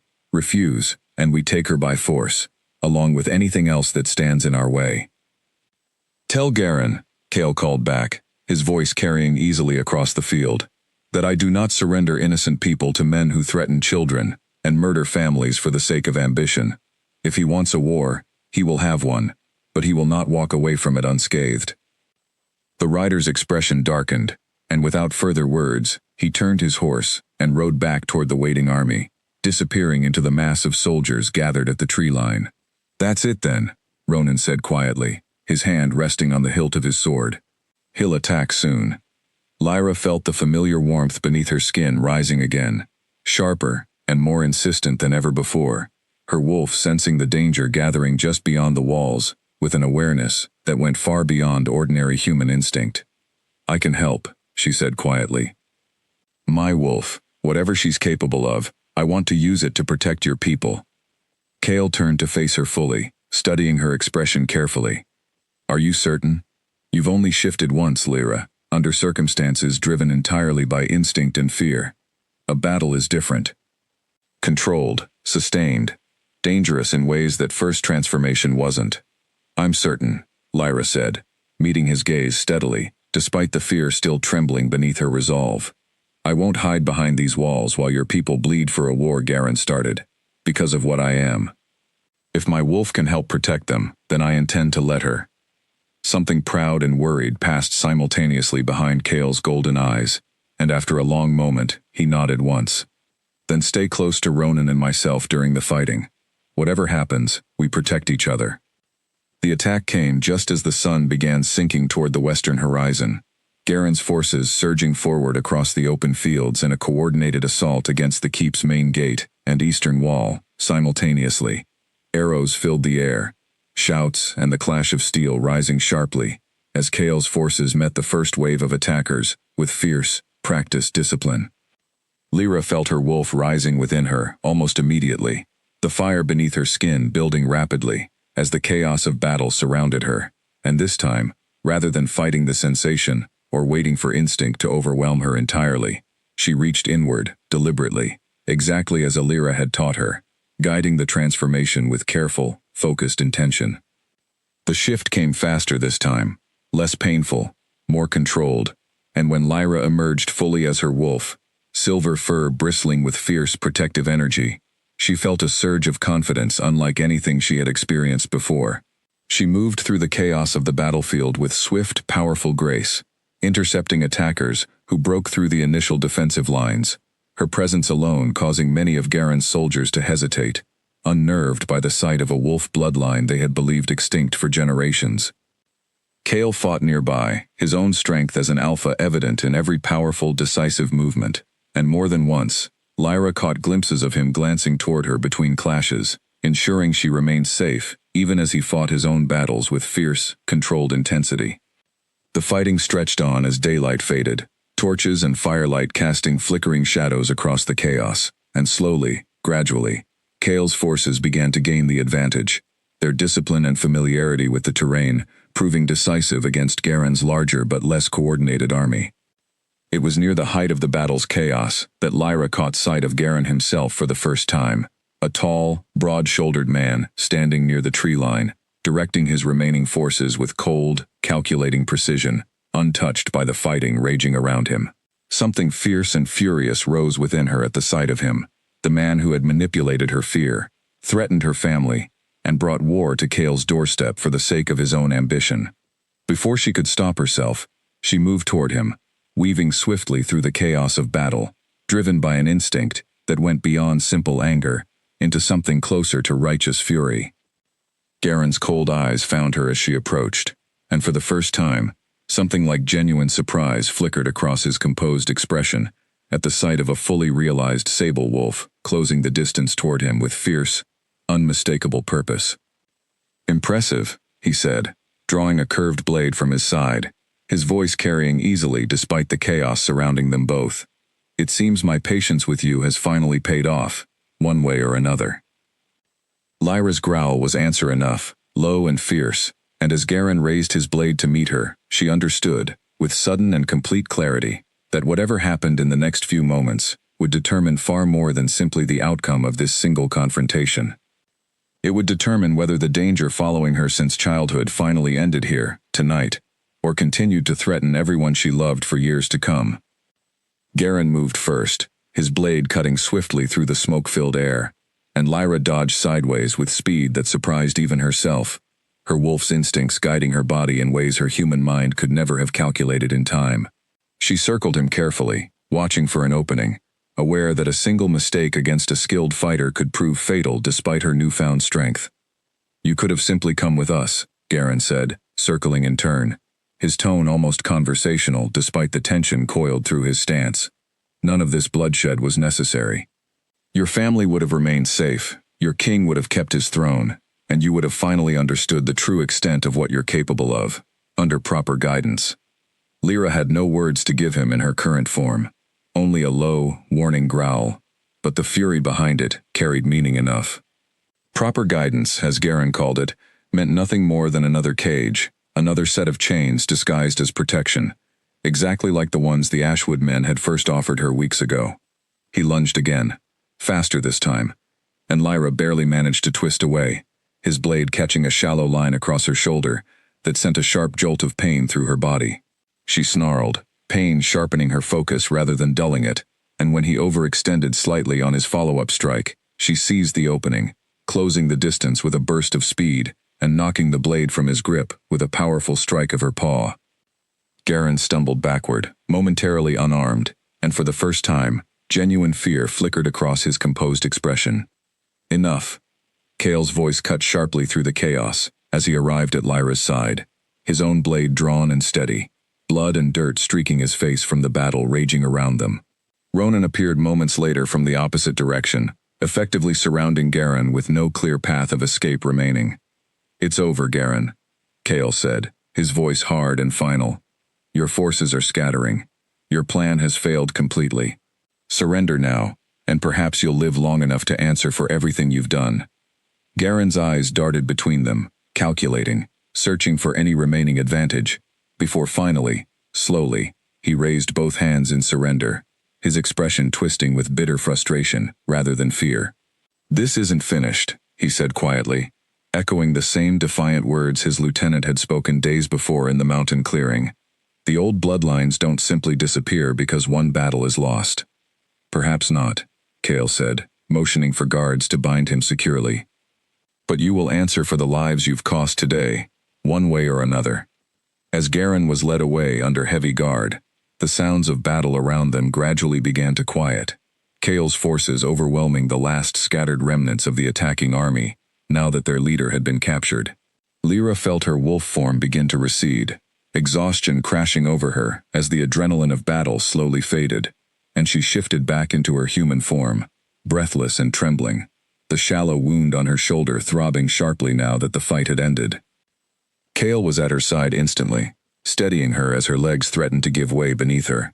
"You're hurt," he said, concern sharpening his voice as he examined the wound carefully.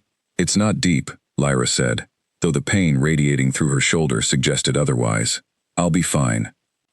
"We'll have the healers look at it regardless," Kale said firmly, though relief was evident beneath the worry in his golden eyes. "You fought incredibly well tonight, Lyra. I've never seen anything like it."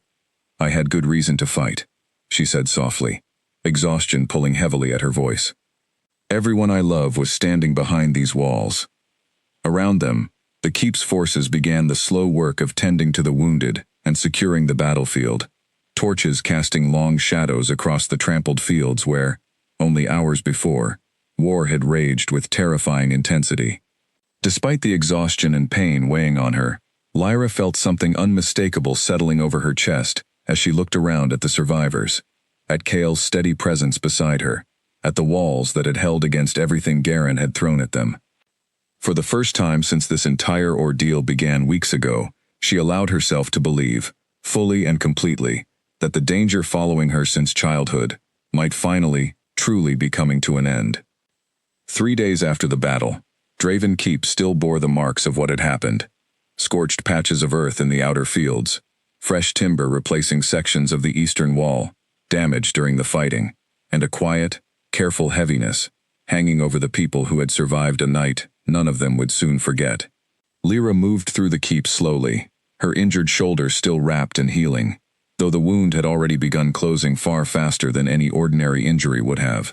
A small, strange gift from the wolf blood now fully awake within her. She found Kale in the same clearing where Garen had been held under guard since his capture, standing at a careful distance from the small, heavily fortified tent where the prisoner remained, awaiting judgment. His expression was tired but composed, the weight of leadership settling once more across his shoulders now that the immediate danger had passed. "How is he?" Lyra asked, coming to stand beside him. "Angry," Kale said simply, still convinced his cause was justified, still insisting the old bloodlines deserved to reclaim power taken from them generations ago. "I don't think capture has changed his convictions, only his circumstances." "What will happen to him?" Kale considered the question carefully before answering. "A formal judgment, with elders from several territories present, including representatives from what remains of the legitimate Ashwood leadership. Garen acted without their full authority, using their name and resources for his own private ambitions. They're eager to distance themselves from what he's done, and eager to see him answer for it properly." Lyra nodded slowly, relief and lingering unease tangled together in her chest. Garen's capture had ended the immediate threat, but she understood now, more clearly than ever, that the world beyond Draven Keep's walls remained complicated, full of old grudges and dangerous ambitions that a single victory could not fully erase. "And my bloodline?" she asked quietly. "What happens now that people know the Sable line survived?" Kale turned to face her fully, his expression softening. "That depends largely on you, Lyra. Illyra believes you may be the last of your line, though it's possible others remain hidden, unaware even of what they carry, the way you once were.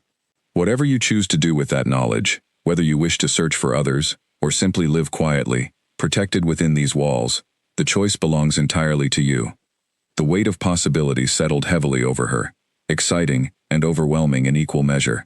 For 18 years, she had believed herself simply human, ordinary, disconnected from any deeper legacy. Now she carried the weight of an entire bloodline's survival, a responsibility she had never asked for, but could no longer ignore. "I don't know yet," she admitted honestly. "There's so much I still need to understand about what I am, about what it means to carry this bloodline forward." "Then take the time you need," Kale said gently. "There's no urgency in discovering who you're meant to become, Lyra. Not anymore."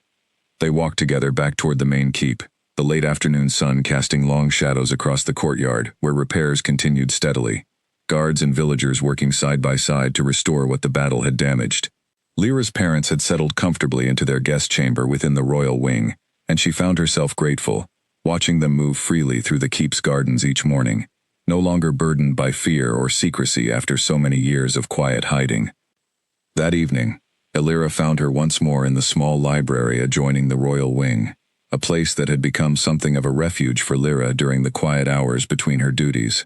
The old healer settled into the chair across from her with a soft, tired sigh, her pale eyes carrying a warmth Lyra had come to treasure over the past weeks. "You've grown considerably since the night of the feast," Lyra observed, studying her carefully. "Not simply in strength, though that's certainly true. Something steadier, more settled, has taken root in you." "I don't feel steady," Lyra admitted with a small, tired laugh. "Most days, I still feel like I'm catching up to everything that's happened." "That's understandable," Lyra said gently. "You've lived an entire lifetime of change in the span of a few short weeks. Give yourself grace, child. Steadiness comes with time, not all at once." Lyra considered the old healer's words carefully before voicing the question that had been quietly troubling her since Garen's capture. "Do you think there are others? Other sable wolves, hidden the way I was, unaware of what they truly are?" Lyra's expression grew thoughtful, distant. "It's possible. The old purges were thorough, but never entirely complete, as your own survival proves. If others remain, they may be scattered across the northern territories, living quietly, unaware of the blood running through their veins, exactly as you once were." "Should I search for them?" Lyra asked. "If they exist?" "That decision belongs entirely to you," Lyra said, echoing Kale's earlier words. "But I will say this, a bloodline nearly lost to history deserves the chance to understand itself fully, whether that means one survivor living quietly, protected and safe, or a small community, slowly rebuilding what was taken from them generations ago. Whatever you choose, know that you carry no obligation beyond what you're willing to give freely." Lyra nodded slowly, the weight of the decision settling comfortably, rather than heavily, for the first time. A choice that belonged fully to her, rather than one forced upon her by threats or manipulation. Whatever she decided about searching for others like herself, she understood now that the decision would be made from a place of genuine choice, not fear.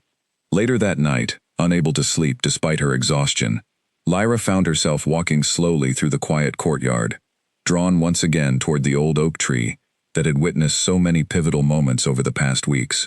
She was not entirely surprised to find Kale already there, sitting on the familiar bench, his gaze fixed on the star-filled sky above. "Couldn't sleep either?" she asked, settling onto the bench beside him. "Too much on my mind," he admitted, offering her a tired but genuine smile. "The territory elders arrive tomorrow to begin Garen's formal judgment. After that, rebuilding, negotiations with the surviving Ashwood leadership, ensuring something like this never happens again. It never truly ends, this work." "You carry so much," Lyra said softly, studying the tired lines etched into his face, lines that had grown more pronounced over the past difficult weeks. "I don't know how you manage it all." "Some nights, I'm not certain I do," Kale admitted, a rare vulnerability coloring his voice. "But it helps, having someone honest to share the weight with, even briefly." Lyra felt warmth spread through her chest at his words, gratitude, and something deeper, something she had been carefully avoiding naming since the night of her confession. "Kale," she said quietly, "do you regret it? Everything that's happened since the night I first walked through your gates?" He turned to face her fully, his golden eyes searching hers with quiet intensity. "No," he said simply, without hesitation. "Difficult, yes. Painful, at times, especially the night you told me the truth. But I don't regret any of it, Lyra, not the danger, not the difficulty, not even the deception, because it led us here, to this moment, and I find I wouldn't trade that for anything simpler." Tears pricked at the corners of Lyra's eyes, relief and joy tangling together after weeks of fear and uncertainty. "I was so afraid I'd destroyed something between us that could never be rebuilt." "You didn't destroy it," Kale said gently, reaching for her hand, his fingers warm and steady against hers. "You tested it, and it held. That's not destruction, Lyra. That's proof of something real." The familiar warmth from their very first touch returned now, gentler this time, no longer overwhelming or frightening, simply a quiet, steady confirmation of something that had been growing between them since the very beginning, despite every obstacle placed in its path. Alira mentioned something once, Lyra said softly, about a true alpha's touch breaking a sable seal only through a bond the old magic recognizes as genuine. I didn't understand what that meant, not fully, until now. And what does it mean to you? Kale asked quietly. Lyra considered the question carefully, searching for words adequate to the feeling swelling steadily in her chest. That whatever brought me to your gates, whatever lies and manipulation set this entire journey into motion, the connection between us was never part of anyone's plan but our own. It was real, even before either of us understood what it meant. Kale's expression softened completely, the careful guardedness he had maintained since her confession finally giving way to something open and unguarded, something that looked remarkably like hope. I've spent 5 years leading this territory alone, he said quietly, carrying every burden by myself, convinced that was simply the price of the crown I wear. I didn't expect, not for a moment, that the woman sent to end my life might become the person who taught me I didn't have to carry that weight entirely alone. Lyra's breath caught at the raw honesty in his words, and before she could fully process the moment, Kale leaned forward slowly, giving her every opportunity to pull away if she wished. She didn't. Their lips met gently beneath the old oak tree, beneath a sky full of stars, and the warmth that had first ignited between them, weeks ago, during a simple, accidental touch, bloomed now into something far deeper, far more certain than either of them could have anticipated on that first fateful night. When they finally parted, Kale rested his forehead gently against hers, both of them breathless, both of them smiling despite the exhaustion and difficulty of the weeks behind them. Whatever comes next, Kale said softly, the judgment, the rebuilding, the search for others like you, I want to face it beside you, Lyra. Not as your king, giving orders from a distance, but as someone who has come to care for you more deeply than I ever expected to care for anyone again. Then let's face it together, Lyra whispered, happiness swelling warmly through her chest, chasing away the last remnants of fear and uncertainty that had haunted her since that very first night with poison hidden in her sleeve. Above them, the moon continued its steady climb across the clear night sky, bathing the old oak tree in soft silver light, witness now, not to fear or deception, but to something far more hopeful, a bond, forged through honesty, courage, and the slow, careful rebuilding of trust between two people who had both, in their own ways, been carrying far too much alone, for far too long. The territory elders arrived the following morning exactly as expected, a procession of dignitaries representing every major pack across the northern lands, their expressions solemn as they gathered within the keep's great hall to oversee Garen's formal judgment. Lyra stood near the front of the assembly beside Kale, her parents close behind her, Elira and Ronan flanking the other side of the room, all of them present to witness the conclusion of an ordeal that had nearly cost so many lives. Garen was brought before the assembled elders in chains, his expression still carrying the same cold, calculating defiance he had shown throughout his capture, though something in his posture had grown noticeably smaller under the weight of so many watching eyes. A representative from the legitimate Ashwood leadership, an older woman with steel-gray hair and sharp, unforgiving eyes, rose first to address the gathered assembly. Garen acted entirely without the sanction of our council, she said, her voice carrying clearly through the silent hall. He used our pack's name and resources to pursue a private ambition that endangered innocent lives and nearly plunged our territories back into a war none of us wished to see again. We formally denounce his actions and support whatever judgment this council sees fit to deliver. One by one, the elders spoke, weighing the evidence, the testimonies from villagers whose homes had been burned, from guards who had fought and bled defending Draven Keep, from Lyra herself, who spoke honestly about the manipulation and threats that had first drawn her into Garen's scheme. Through it all, Garen remained largely silent, offering no defense beyond occasional bitter insistence that his cause, however flawed his methods, had been justified. When the elders finally reached their decision, the judgment was severe but not without mercy: permanent exile from every northern territory, stripped of any remaining authority or claim to Ashwood leadership, sent far beyond the borders where he could no longer threaten the peace so many had fought to protect. Garen accepted the verdict with cold, silent resignation, and as guards led him from the hall to begin his exile, Lyra felt a final, quiet weight lift from her shoulders, the last remnants of fear surrounding his influence finally, fully released. "It's over," she whispered, more to herself than to anyone else, though Cale, standing close beside her, reached for her hand and squeezed it gently, in quiet agreement. The following days settled into a rhythm unlike anything Lyra had experienced since first arriving at Draven Keep weeks before, no longer defined by secrecy, fear, or hidden purpose, but by the slow, steady work of rebuilding, both the physical damage the keep had sustained and the trust that had been tested so thoroughly between herself and the people around her. Her parents chose to remain within the keep's walls, at least for the time being, her father finding purpose helping restore the damaged eastern wall, alongside the keep's builders, her mother growing close with the healers who tended the wounded, sharing old remedies passed down through generations of quiet village life. Lyra watched them settle into their new surroundings with quiet joy, grateful beyond words that the danger which had once threatened to tear her family apart had instead, through fire and difficulty, brought them somewhere safe enough to finally call home. Ronan's suspicion had transformed fully into genuine respect over the weeks that followed, and more than once, Lyra caught him offering quiet, practical guidance as she continued learning to understand and control her wolf, his sharp, careful mind proving surprisingly patient when it came to matters of training and strategy. And Cale, freed at last from the immediate threat that had consumed his attention for weeks, began slowly allowing Lyra deeper into the parts of his life he had kept carefully guarded, even during their earliest, most honest conversations, sharing stories of his childhood, his hopes for the territories he governed, and quiet, unguarded moments of laughter that reminded her, again and again, of exactly how much lighter he seemed now that he no longer carried every burden entirely alone. One evening, nearly a month after the battle that had nearly cost them everything, Lyra stood once more beneath the old oak tree, watching the sun set slowly over Draven Keep's rebuilt walls, and felt, for the first time in longer than she could remember, something close to complete and settled peace.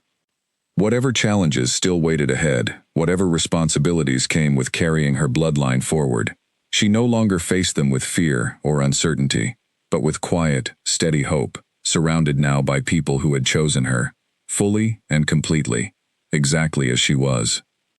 Snow had begun falling softly over Draven Keep by the time Cale called Lyra to his study on a quiet winter evening, and though nothing about his message had suggested urgency, something in Edrin's careful expression when he delivered the request made her heart quicken with nervous anticipation as she made her way through the familiar halls. She found Cale standing near the tall windows of his study, watching the snow drift steadily down over the courtyard below, his hands clasped behind his back, his posture carrying a tension she had not seen in him since the days before Garen's capture. "You wanted to see me?" she asked, closing the heavy doors behind her. Cale turned to face her, and the tension in his expression melted into something softer, warmer, though a flicker of nervousness remained visible beneath his composed exterior. "I did," he said. "There's something I've been wanting to ask you, and I find myself more uncertain about how to begin than I expected." Lyra crossed the room slowly, curiosity and quiet hope stirring within her. "Since when does the Alpha King struggle to find words?"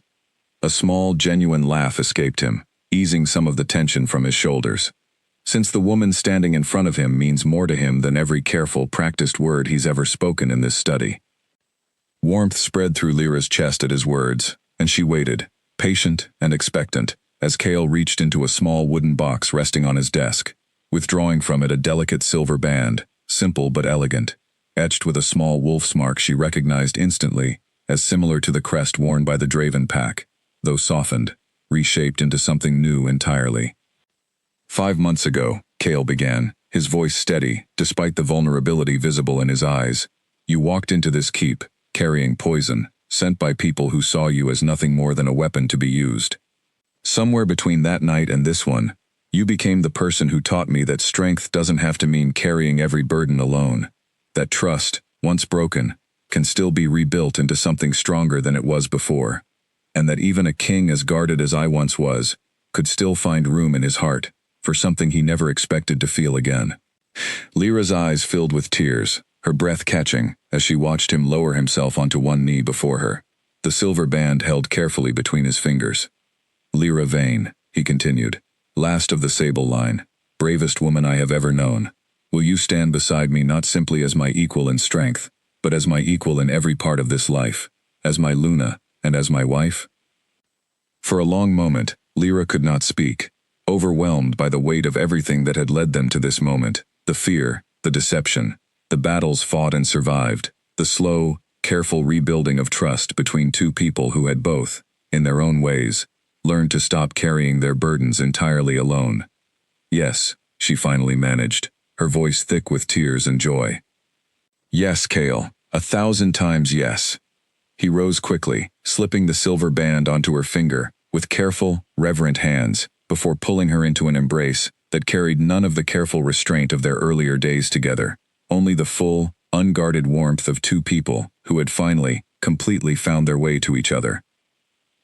News of their engagement spread quickly through Draven Keep, and in the weeks that followed, the halls that had once echoed with the tension of suspicion and hidden secrets, filled instead with the warm bustle of celebration and preparation. Lyra's parents wept with joy at the news, her mother immediately insisting on helping design the ceremonial gown, her father spending hours discussing wedding logistics with Edrin, clearly delighted by the normalcy of such joyful, ordinary concerns after months of danger and uncertainty. Illyra, too, played her part in the preparations, teaching Lyra the old ceremonial traditions once practiced by the Sable line, small rituals meant to honor both her human upbringing and her newly awakened wolf heritage, blending the two halves of her identity into something whole and complete, rather than divided.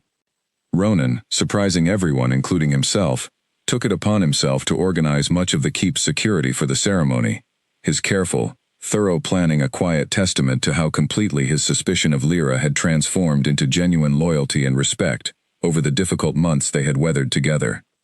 The wedding took place on a clear winter morning, snow blanketing the courtyard in soft, pristine white, the old oak tree, where so much of their story had unfolded, standing at the center of the ceremony, decorated simply but beautifully with silver ribbons and winter flowers. Villagers from across the territory gathered alongside pack elders and dignitaries, filling the courtyard with warmth and celebration despite the winter chill. Lyra stood beneath the old oak tree in a gown of pale silver, her mother and father close beside her, and watched as Kale approached from across the courtyard, dressed in ceremonial dark blue and silver, his golden eyes bright with an emotion he no longer bothered to guard or hide. The ceremony itself was simple, rooted in old traditions from both their heritages, vows spoken plainly and honestly before the gathered witnesses, a public acknowledgement of everything they had built together through hardship and honesty. When Kale finally kissed her before the assembled crowd, the courtyard erupted into joyful cheers, and Lyra felt, standing there in the falling snow surrounded by everyone she loved, a happiness so complete it nearly overwhelmed her entirely. That evening, as the celebration continued within the great hall, Lyra slipped away briefly, drawn once more toward the quiet courtyard and the old oak tree that had witnessed every pivotal moment of her journey, from fear and deception to trust and finally, love. Kale found her there minutes later, exactly as she had known he would, and settled beside her on the familiar bench, snow gathering softly on his shoulders. "Any regrets?" he asked softly, echoing the question she had once asked him months before.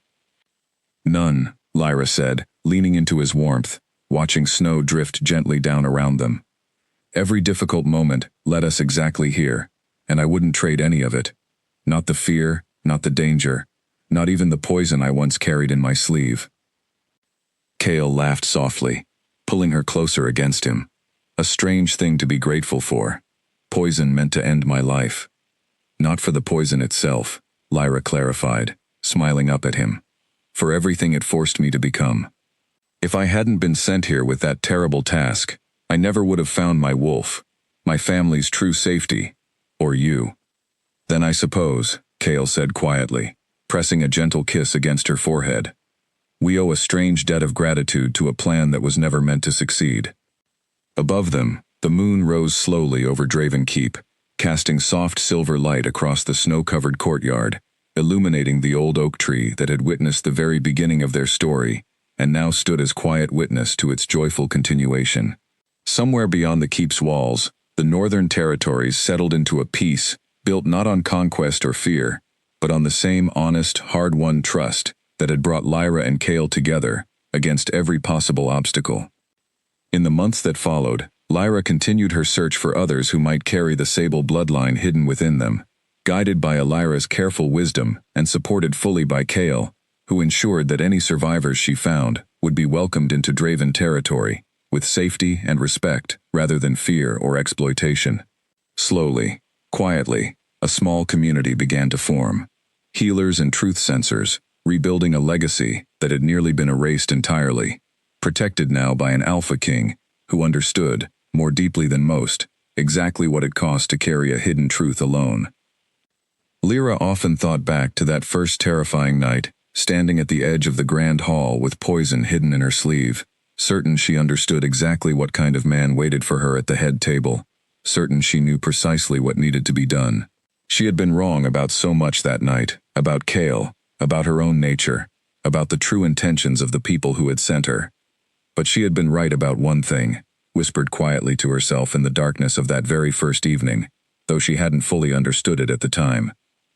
Something inside her had indeed been waiting to wake. And in Cale Draven's first, accidental touch, it finally had, not merely her wolf, long sealed away and hidden, but her own understanding of courage, of trust, and of a love strong enough to transform even the darkest beginning into something worth every difficult step taken to reach it. Together, beneath the old oak tree that had witnessed it all, Lyra Vane and Cale Draven stood as living proof that even a story, which began with deception and poison, could still, through honesty and courage, find its way to a truly happy ending. The days that followed settled into a rhythm Lyra had not expected. Mira taught her the private routines of the king's household with brisk efficiency, showing her which rooms she was permitted to enter, which hours the king preferred silence, how his meals were to be prepared and delivered without unnecessary ceremony. Lyra learned quickly, partly because she had always been quick to learn, and partly because every detail she absorbed about Cale Draven's life felt like a piece of a puzzle she had not known she wanted to solve. He was not what the stories had described. She noticed it in small things first. The way he thanked the kitchen staff, quietly, when they brought his meals, even though no one expected a king to acknowledge servants at all. The way he read long into the night, not reports of war or conquest as she had assumed, but old records of the northern pacts, histories of bloodlines and territories that stretched back centuries before his own birth. The way his temper, when it showed itself, was always controlled, always directed at genuine failures of duty, rather than at people simply for existing beneath him. And yet she also saw the parts of him that matched the stories. She saw the way his officers straightened when he entered a room, not out of affection, but out of something closer to fear. She heard, from the whispered conversations of other staff, about the territories he had taken by force, about pacts that no longer existed, because they had refused to bend to his rule. Both versions of the man seemed to exist inside him at once, and Lyra found herself unable to decide which one was the truth, or whether both of them were. The fire beneath her skin never fully faded. It came and went in waves, strongest whenever Cale was near, quieter when she was alone, but always present, always humming faintly like a second heartbeat she had never known she carried. At night, alone in her narrow cot, she pressed her palms against her ribs and tried to understand what had woken inside her. Sometimes she thought she could hear it, a low, patient presence just beneath her thoughts, watching everything through her eyes, as though it too were curious about the man who had somehow called it into being.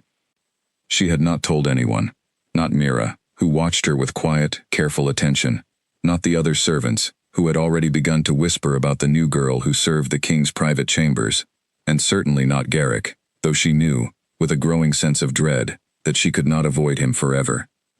He found her on the fifth day, in the narrow alley behind the servants' quarters where the staff took their brief moments of rest between duties. He was dressed as a traveling merchant, unremarkable enough to pass through the lower town without suspicion, but his eyes, when they found hers, carried the same cold intensity they always had.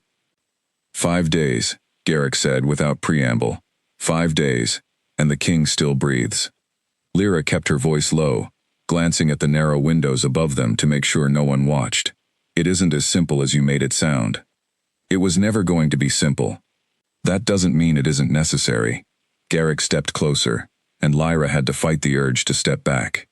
You've been moved to his personal staff. That should have made this easier, not harder. He watches everyone.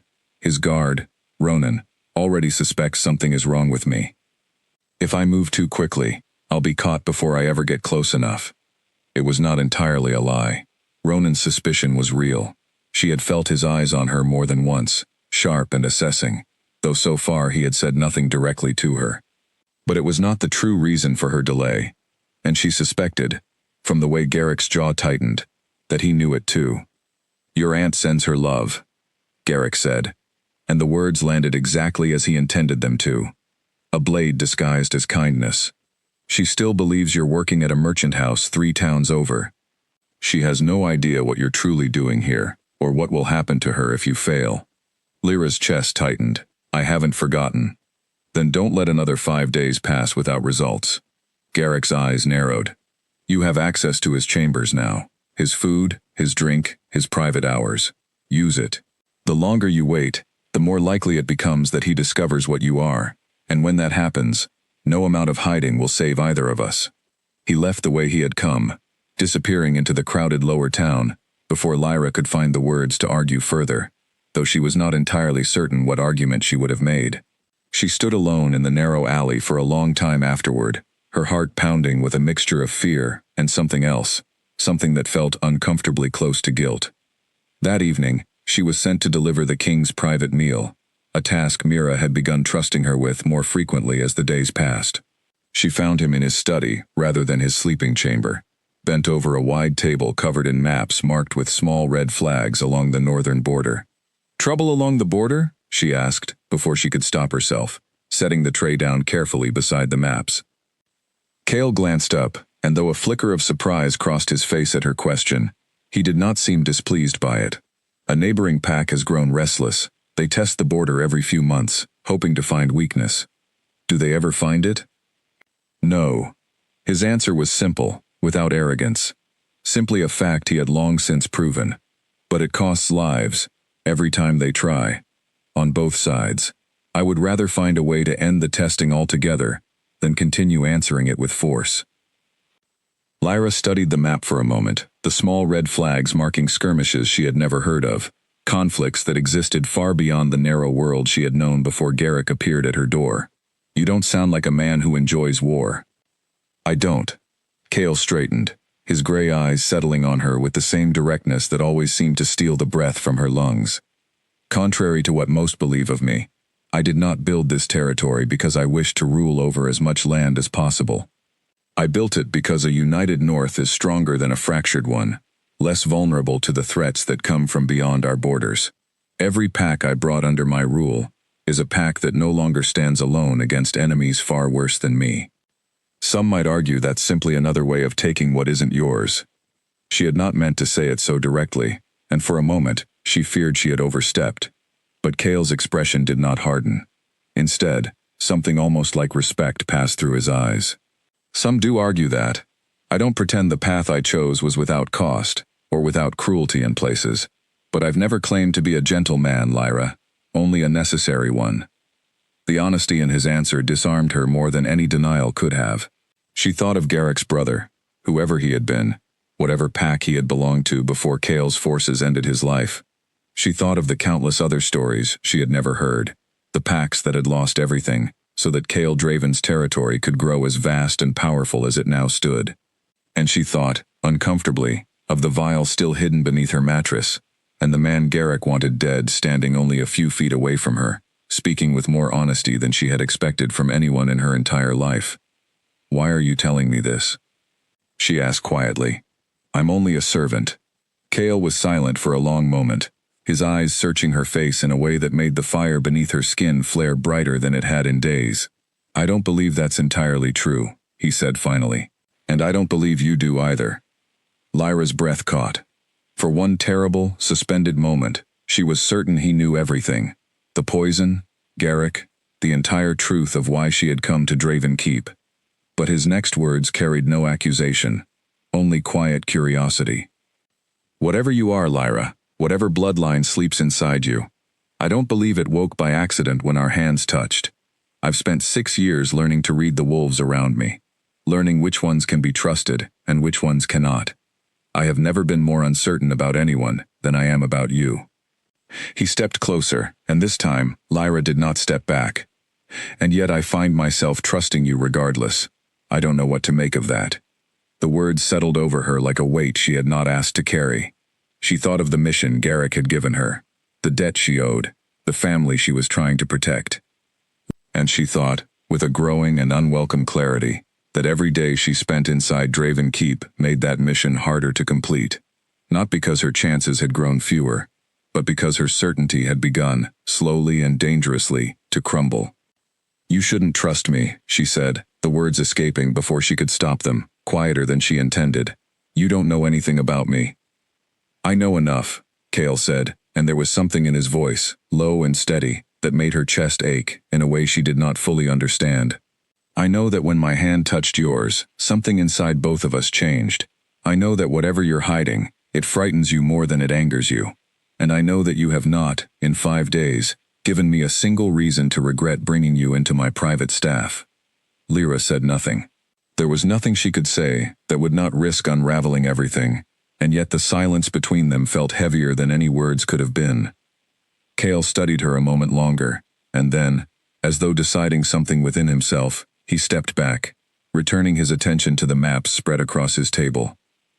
You should return to your quarters, he said, his voice softer now, almost gentle.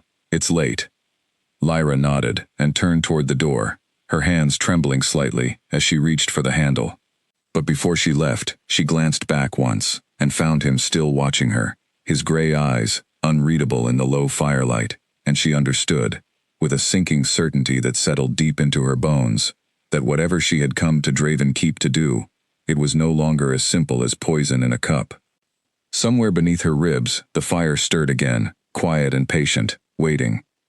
The change in her body grew harder to hide with each passing day. It began with small things, the kind Lyra could explain away if anyone asked, though no one yet had. Her senses sharpened in ways that unsettled her, the smell of bread baking 2 floors below strong enough to make her stomach turn, the sound of footsteps in a corridor audible long before the person came into view, the faintest shift in candlelight enough to make her flinch, as though it were a flame held too close to her skin. She had never noticed these things before the feast.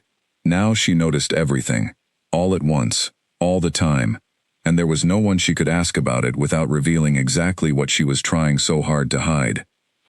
It was a young woman named Talia, an assistant to the pack healer, who first noticed something was wrong. Lyra had been sent to collect a tonic for one of the kitchen staff who had fallen ill, and Talia, sharp-eyed and quick, studied her for a long moment before handing over the small glass bottle. You've been coming here often this week, Talia said, not unkindly, but with the careful attention of someone whose profession depended on noticing what others missed. Just errands for the kitchen, Lyra said, taking the bottle and turning to leave. Your pulse is fast, Talia said before she could go. I noticed it when I took your hand just now, faster than it should be for someone simply standing still. Lyra froze. I've been on my feet all day. It's nothing.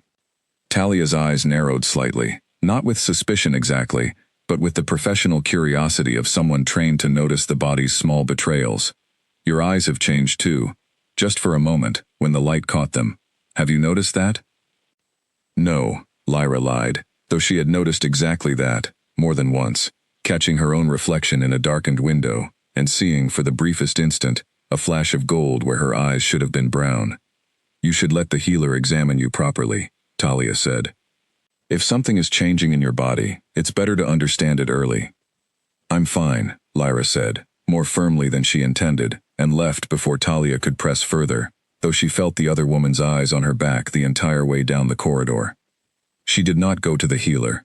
She could not risk what an examination might reveal, not when she barely understood the changes herself, and not when the truth, if it ever surfaced, would end far more than her time at Draven Keep. It would end her life, and likely Garrick's plans along with it, though at this point, Lyra was no longer certain which outcome frightened her more. That evening, Cale summoned her again, not for a meal this time, but simply to sit with him while he worked through reports from his officers. It had become an unspoken arrangement over the past several days, one neither of them acknowledged aloud but both seemed to understand. Lyra would bring a small tray of tea, and rather than leaving immediately, she would remain in the quiet study, sometimes reading from his shelves while he worked, sometimes simply sitting near the fire while he spoke, occasionally, about the small details of his day. Tonight, he seemed distracted, his gray eyes distant even as he moved papers across his desk, and Lyra found herself watching him, rather than the book in her lap. "Is something wrong?" she asked finally. Cale glanced up, and for a moment, something like surprise crossed his face, as though he had not expected her to notice. "Ronan believes there is a threat within the keep. Someone who does not belong here, working against my interests." Lyra's blood went cold, though she forced her expression to remain calm. "What makes him believe that?" "Small things. Missing supplies from the storerooms. A guard who reported seeing someone unfamiliar near the eastern wall 2 nights ago. Nothing conclusive, but Ronan has never been wrong about these instincts before." Cale leaned back in his chair, studying her with an intensity that made her chest tighten. "He's asked me to be more careful about who I allow close to me." "And what did you tell him?" "I told him I would be careful." A faint, tired smile touched the corner of his mouth. "Though I confess, I've been less careful than I should be, in certain respects."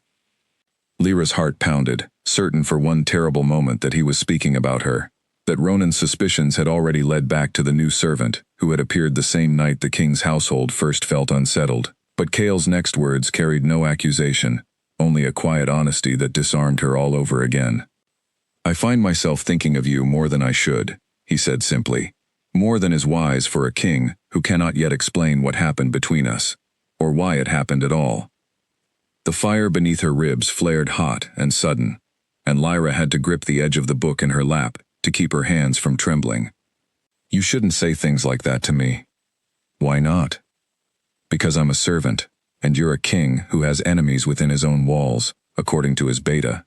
Whatever this is between us, it puts you at risk, simply by existing." The words came out sharper than she intended, laced with a guilt she could not fully name. Guilt for the vial still hidden in her room. Guilt for every lie she had told him since the night they met. Guilt for the way her chest ached every time his eyes found hers, as though some part of her had already chosen a side she had no right to choose.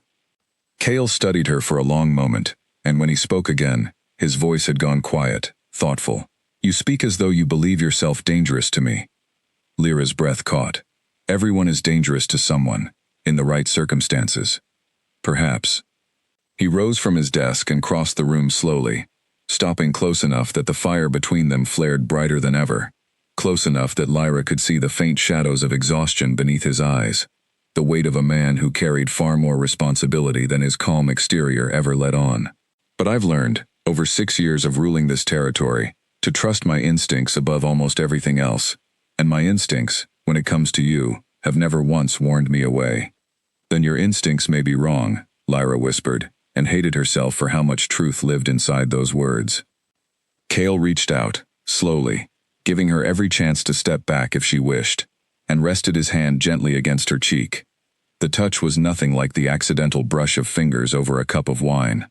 This was deliberate, tender, and the fire that erupted beneath Lyra's skin at the contact was so intense it nearly buckled her knees. Somewhere deep inside her chest, the wolf she barely understood, stirred fully awake, pressing against her ribs with a longing so fierce it frightened her more than anything Garrick had ever threatened. "Whatever you're hiding," Cale said softly, his thumb brushing gently along her cheekbone, "I don't believe it changes what I feel when I'm near you, and I don't believe, when the truth finally comes to light, that it will change my mind about you either."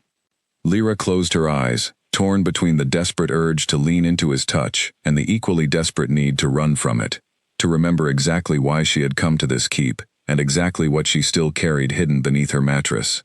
She thought of her aunt, of Garrick's cold warning in the alley, of the debt that had brought her here in the first place, and she thought, with a clarity that frightened her more than anything else, that she no longer knew, with any certainty, what the right choice truly was.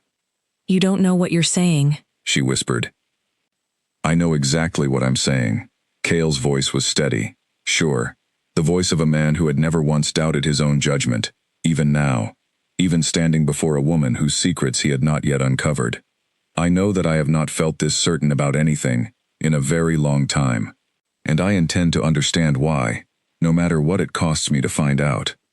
Lyra opened her eyes, and for one long, suspended moment, neither of them moved, the fire between them burning steady and bright, the truth she carried, pressing harder against her chest with every passing second. She did not know, standing there in the quiet of his study, whether she was falling deeper into the greatest danger of her life, or discovering, for the first time, something she had never known she was capable of feeling at all. Somewhere beyond the walls of Draven Keep, in a small room above a merchant's shop in the lower town, Garrick waited for word that never came, his patience wearing thinner with every passing hour, unaware that the woman he had sent to end a king's life was standing, in that very moment, closer to that king's heart than she had ever intended to be. Ronan had never trusted easily, and he trusted the new girl least of all. It was not simply her sudden arrival in the king's private staff, though that alone would have earned his scrutiny. It was the way Cale had changed since her arrival. Subtle shifts that only someone who had served at his side for years would notice. The king smiled more often, even if only faintly. He lingered longer over his evening meals, and twice now, Ronan had entered the study unannounced, to find the two of them sitting close together by the fire, a closeness that had nothing to do with the duties of a servant. It was not jealousy that drove Ronan's suspicion, though some among the staff whispered otherwise. It was loyalty, forged through years of standing beside Cale, through wars and betrayals, and the slow, hard work of building a territory strong enough to survive them. He had watched other packs try to place informants close to the king before, some through violence, others through far subtler means. A servant girl with no known history, who happened to arrive the same week, strange whispers had begun circulating about missing supplies and unfamiliar faces near the keep's walls, fit a pattern Ronan had seen before, and he did not intend to let it play out unchecked, simply because Cale had grown fond of her. He began his own quiet investigation without informing anyone, not even Cale. He questioned the carriage driver who had brought Lyra to the keep, learning only that she had arrived with a woman named Wren, sharp-eyed and careful, who had given no further information about herself before disappearing back down the southern road. He questioned Elsbeth, who could offer little beyond the fact that Lyra had come recommended by a merchant house Elsbeth herself had never heard of before that week. Every thread he pulled led to another dead end, carefully constructed, the kind of gaps that spoke less of an ordinary servant girl, and more of someone trained to leave no trace behind her. Ronan said nothing to Cale yet. He wanted proof, not suspicion, before he brought accusations against someone who had so clearly captured the king's attention. But he watched her more closely with each passing day, and Lyra, though she did her best to remain unaware, began to feel the weight of his attention pressing against her like a second shadow. She felt it most sharply during the evenings she spent in Cale's study, evenings that had, without either of them fully acknowledging it, become the quiet center of her days. Cale had stopped pretending the visits were purely about tea or reports. He spoke to her now as though she were an equal, asking her thoughts on the small disputes brought before him, listening with genuine attention when she offered an opinion, and slowly, carefully, Lyra found herself offering more of the truth than she had ever intended to share. Not the whole truth. Never the whole truth. But enough that the lies she still carried felt heavier with each passing conversation, pressing down on her chest like stones she could not set aside. "You never speak of your parents," Cale observed one evening, as she sat curled in the chair nearest the fire, a book open and forgotten in her lap. "You've mentioned your aunt, but never them." "They died when I was young," Lyra said carefully. "I don't remember much about them." "How did they die?" The question, gentle as it was, struck closer to the truth than Lyra was prepared for. She thought of the vague explanation her aunt had always given, an illness, a tragedy, nothing more specific than that. She thought of Garrick's revelation 3 weeks ago, the truth that had upended everything she believed about her own life, that her parents had not died of illness at all, but had been hunted and killed for reasons no one had ever fully explained to her. "I was told they were killed," she said finally, choosing her words with care, "though I don't know the full story. I was very young." Cale's expression shifted, something careful and thoughtful passing behind his eyes. "Killed by whom?" "I don't know." Lyra admitted, and this, at least, was entirely true. Garrick had never told her the specifics, only that her bloodline had been the target, that someone had wanted her parents dead badly enough to hunt them down, and that she herself had only survived because she had been hidden so completely that even she had not known what she was. "I could look into it," Cale offered. "I have resources, records that go back generations. If your parents were part of a known pack, there may be information available that your aunt never had access to."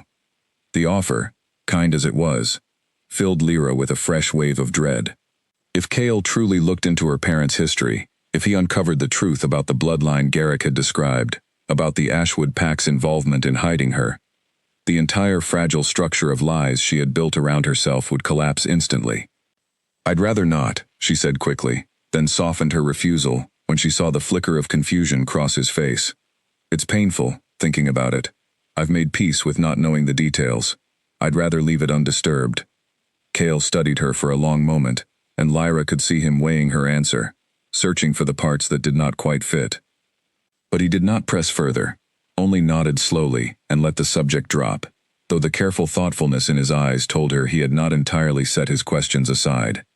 "I won't push you," he said instead, "but if you ever change your mind, the offer remains open." "Thank you," Lyra said quietly, and meant it, even as guilt twisted sharper in her chest. It was later that same evening, as she made her way back toward the servants' quarters, through the quieter halls of the keep, that Ronan finally confronted her directly. He stepped out from a narrow alcove so suddenly that Lyra nearly cried out, her heart slamming against her ribs as she turned to find him blocking the corridor ahead of her, his expression unreadable in the dim torchlight. "A word," he said, his voice flat, giving her no room to refuse. "Of course." Lyra kept her voice steady, though her pulse raced beneath her skin, the wolf inside her stirring with an instinctive wariness that had nothing to do with the fire Cale's presence usually stirred. "You arrived here 2 weeks ago, with no history, no family in the region, and no explanation beyond a recommendation from a merchant house that does not appear to exist," Ronan said, watching her closely as he spoke, searching, she realized, for any flicker of guilt or fear that might betray her. "You spend your evenings alone with the king, in private, discussing matters far beyond the concerns of an ordinary servant, and twice now, staff have reported strange changes in your appearance that no one can quite explain." Lyra's stomach dropped. "I don't know what you mean." "Talia mentioned your eyes," Ronan said simply, and Lyra cursed silently, remembering the healer's assistant's careful attention that day. "A flash of gold," she said, "where there should have been none. That is not something an ordinary human, or even an ordinary wolf, simply imagines." "I don't know what she saw," Lyra said, forcing calm into her voice despite the panic clawing at her chest. "I've had no unusual changes that I'm aware of." Ronan stepped closer, his eyes narrowing, and for the first time since her arrival, Lyra saw something in his expression that made her genuinely afraid, not the careful suspicion he had shown before, but a hardening certainty that she had, somehow, confirmed rather than denied his concerns simply by the way she reacted. "I don't know what you are," he said quietly, "or what you've come here to do, but I intend to find out, and when I do, I will bring proof to Cale that even his growing fondness for you cannot ignore." He stepped aside then, allowing her to pass, and Lyra forced herself to walk steadily down the corridor rather than run, though every instinct screamed at her to flee as far from Draven Keep as her legs could carry her. She did not stop moving until she reached her small chamber, where she sank onto the edge of her cot, her hands trembling, the vial beneath her mattress feeling, once again, like the only certain thing left in a life that had grown far too complicated to navigate safely. She thought of Cale's offer to look into her parents' past. She thought of Garrick's warning in the alley, the debt still unpaid, her aunt's safety still hanging in the balance. And she thought, with a growing and terrible clarity, that Ronan's suspicion, however unwelcome, was not wrong. She did not belong here. She had come to this keep with poison in her pocket and murder in her purpose, and no matter how gently Cale Draven looked at her, no matter how much of herself she had begun, foolishly, to give away in quiet evenings by the fire, that truth had not changed. It had simply become harder, with each passing day, to remember why it should. Fear made Lyra reckless, in a way caution never had. 2 days after Ronan's warning in the corridor, she found herself wandering far from the paths she usually walked, past the healer's quarters, and into the older section of the keep, where the stone grew darker and the halls narrower, home to the retired staff and elders, who had served the Draven line long before Kale's father had ruled. She was not entirely certain what she was searching for, answers perhaps, before Ronan found his own and brought them to Kale in a way that left her no chance to explain herself. She found an old woman named Nessa sitting alone in a small sunlit room, surrounded by shelves of dried herbs and yellowed books, her hands busy grinding something fragrant in a stone bowl, despite her clouded eyes. Nessa had served as the keep's healer for over 3 decades before Talia's teacher had taken over the role, and among the staff, quiet rumors persisted that she remembered more of the old bloodlines and older histories than anyone else still living within Draven walls. "You're not from the kitchens," Nessa said without looking up, her voice raspy but sharp. "I can smell the fire on you. Something new. Something waking." Lyra froze in the doorway. "I'm sorry. I didn't mean to intrude." "Come in, girl. Sit." Nessa gestured toward a low stool near her table, and though every instinct told Lyra to retreat, something in the old woman's tone, patient and utterly without judgment, drew her forward instead. She sat, and for a long moment, Nessa said nothing at all, simply continued grinding the herbs in her bowl, her clouded eyes fixed somewhere beyond the walls of the small room. "Your parents," Nessa said finally. "You never knew them, did you?" Lyra's breath caught. "How could you possibly know that? I've smelled bloodlines like yours before, though it has been many, many years. A scent beneath the surface, sealed away, the way a fire is sealed beneath damp wood, until something finally strikes the spark that sets it free."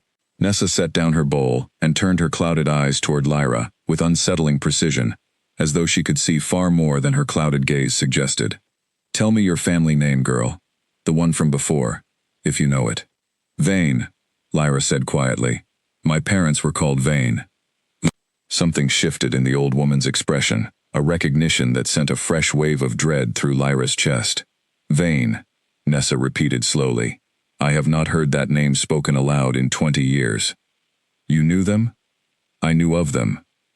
Everyone who lived through those years knew of them, though few speak of it now. Nessa reached across the table and took Lyra's hand in her own weathered fingers, turning it palm up, as though reading something written there.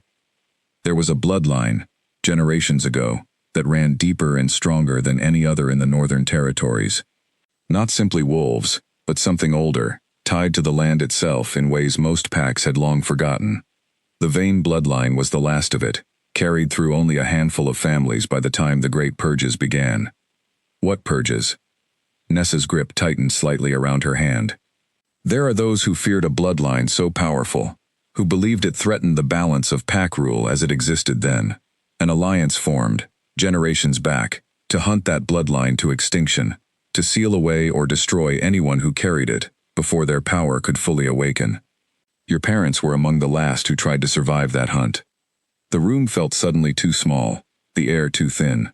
Lyra thought of Garrick's explanation, vague and incomplete, the story he had given her about her parents being killed for reasons no one would fully explain.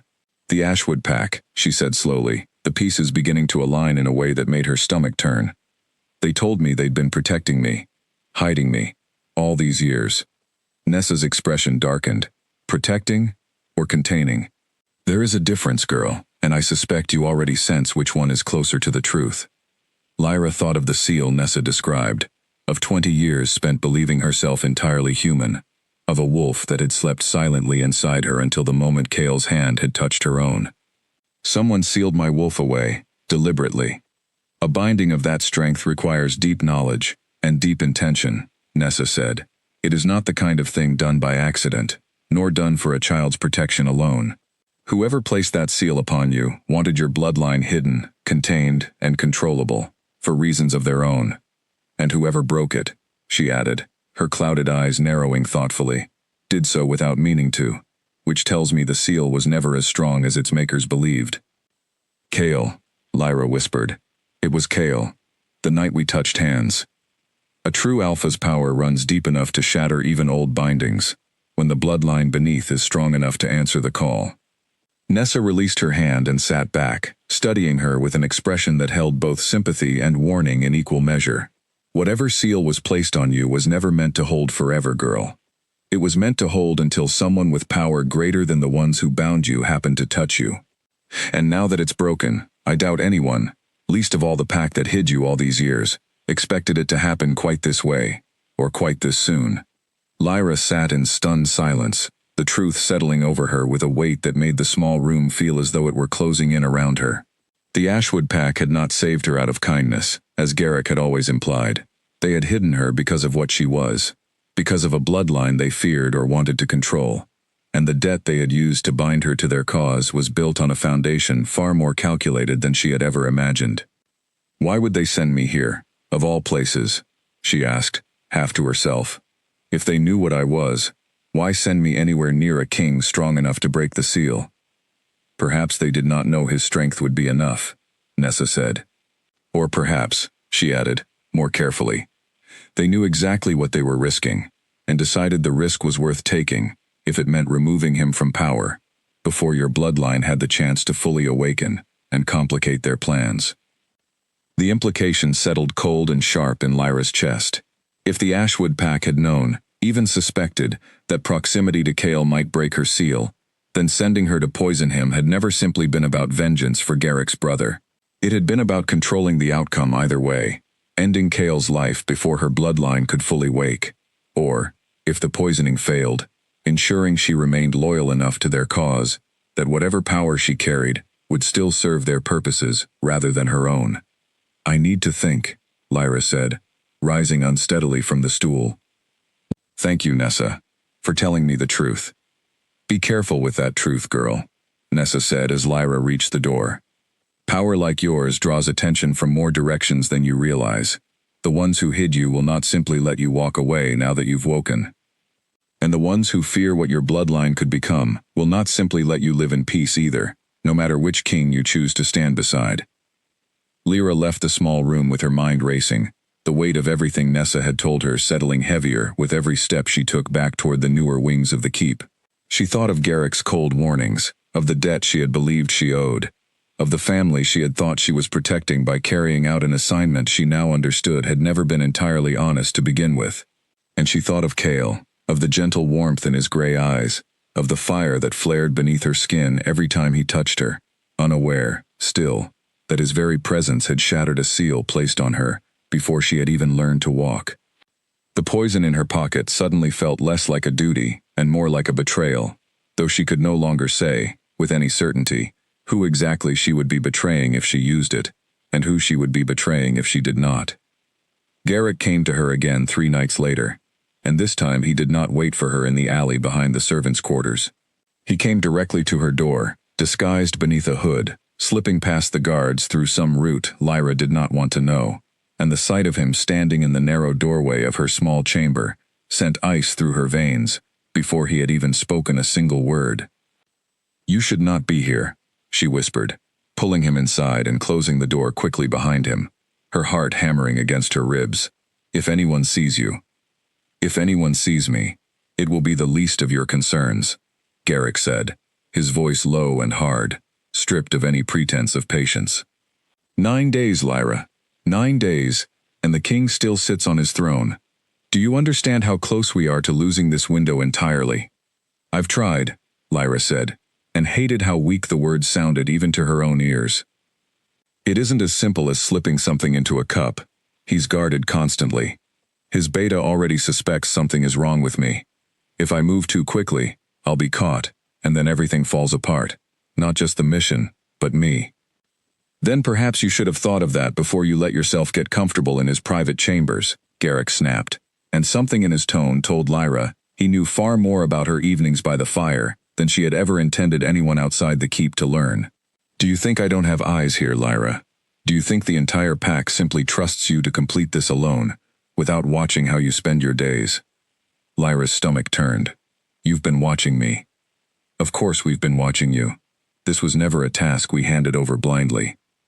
Garrick stepped closer, his expression twisting with something between anger and disappointment. "I've heard the whispers among the staff. the king's fondness for his new servant, the evenings spent alone together, discussing matters no ordinary servant would ever be trusted with. Have you forgotten why you're here, or has he simply made you forget on purpose? I haven't forgotten, Lyra said, though the words felt less certain than they once had. But I know things now that you never told me, Garrick. I know about the seal, about my bloodline, about the vain name and everything your pack has been hiding from me since the night you first appeared at my door. Something flickered across Garrick's face, quick and careful, but not quick enough to hide entirely. Who told you that? Does it matter? What matters is that you've been lying to me since the beginning. You didn't save me out of kindness. You hid me because of what I am, and you sent me here knowing full well what might happen if my bloodline ever woke.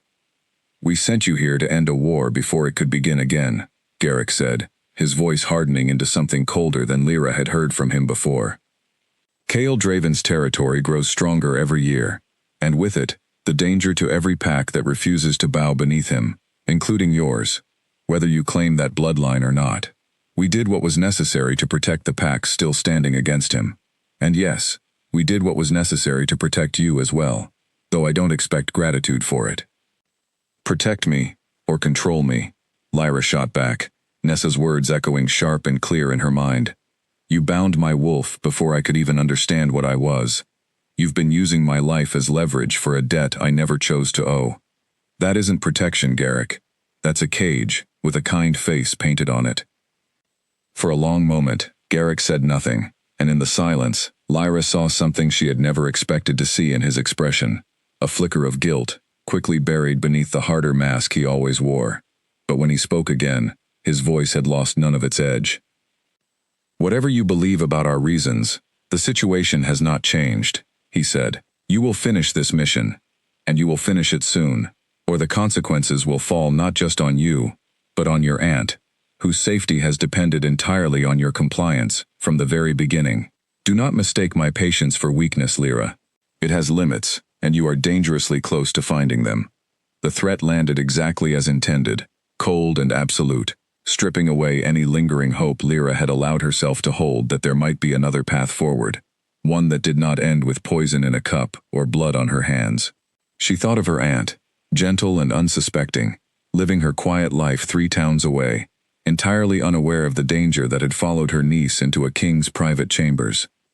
Give me a few more days, Lyra said, forcing steadiness into her voice despite the fear clawing at her chest. I'm close. I only need the right moment. Garrick studied her for a long, assessing moment, and Lyra held his gaze, praying he could not see the lie threading through her words, the uncertainty she herself no longer fully understood. Finally, he nodded, though the gesture carried no warmth. 3 days, he said. No more. And Lyra. He paused at the door, his eyes narrowing with a warning that chilled her far more than his earlier threats. If I learn that your feelings for that man have compromised this mission in any way, I will not wait for your failure to act. I will act first, and I will not be gentle about it. He left as silently as he had come, disappearing into the darkened corridors of the keep, and Lyra sank onto the edge of her cot once the door had closed behind him, her entire body trembling with a fear she could no longer separate into clean, simple pieces. Fear for her aunt, fear for herself. Fear, growing and unwelcome, for a man she had been sent to kill, and had somehow, impossibly, begun to care for instead. She thought of Kael's gray eyes, steady and warm despite everything the world believed about him. She thought of his hand against her cheek, the fire that had erupted beneath her skin, the quiet honesty in his voice when he told her he trusted his instincts, even when those instincts made no logical sense.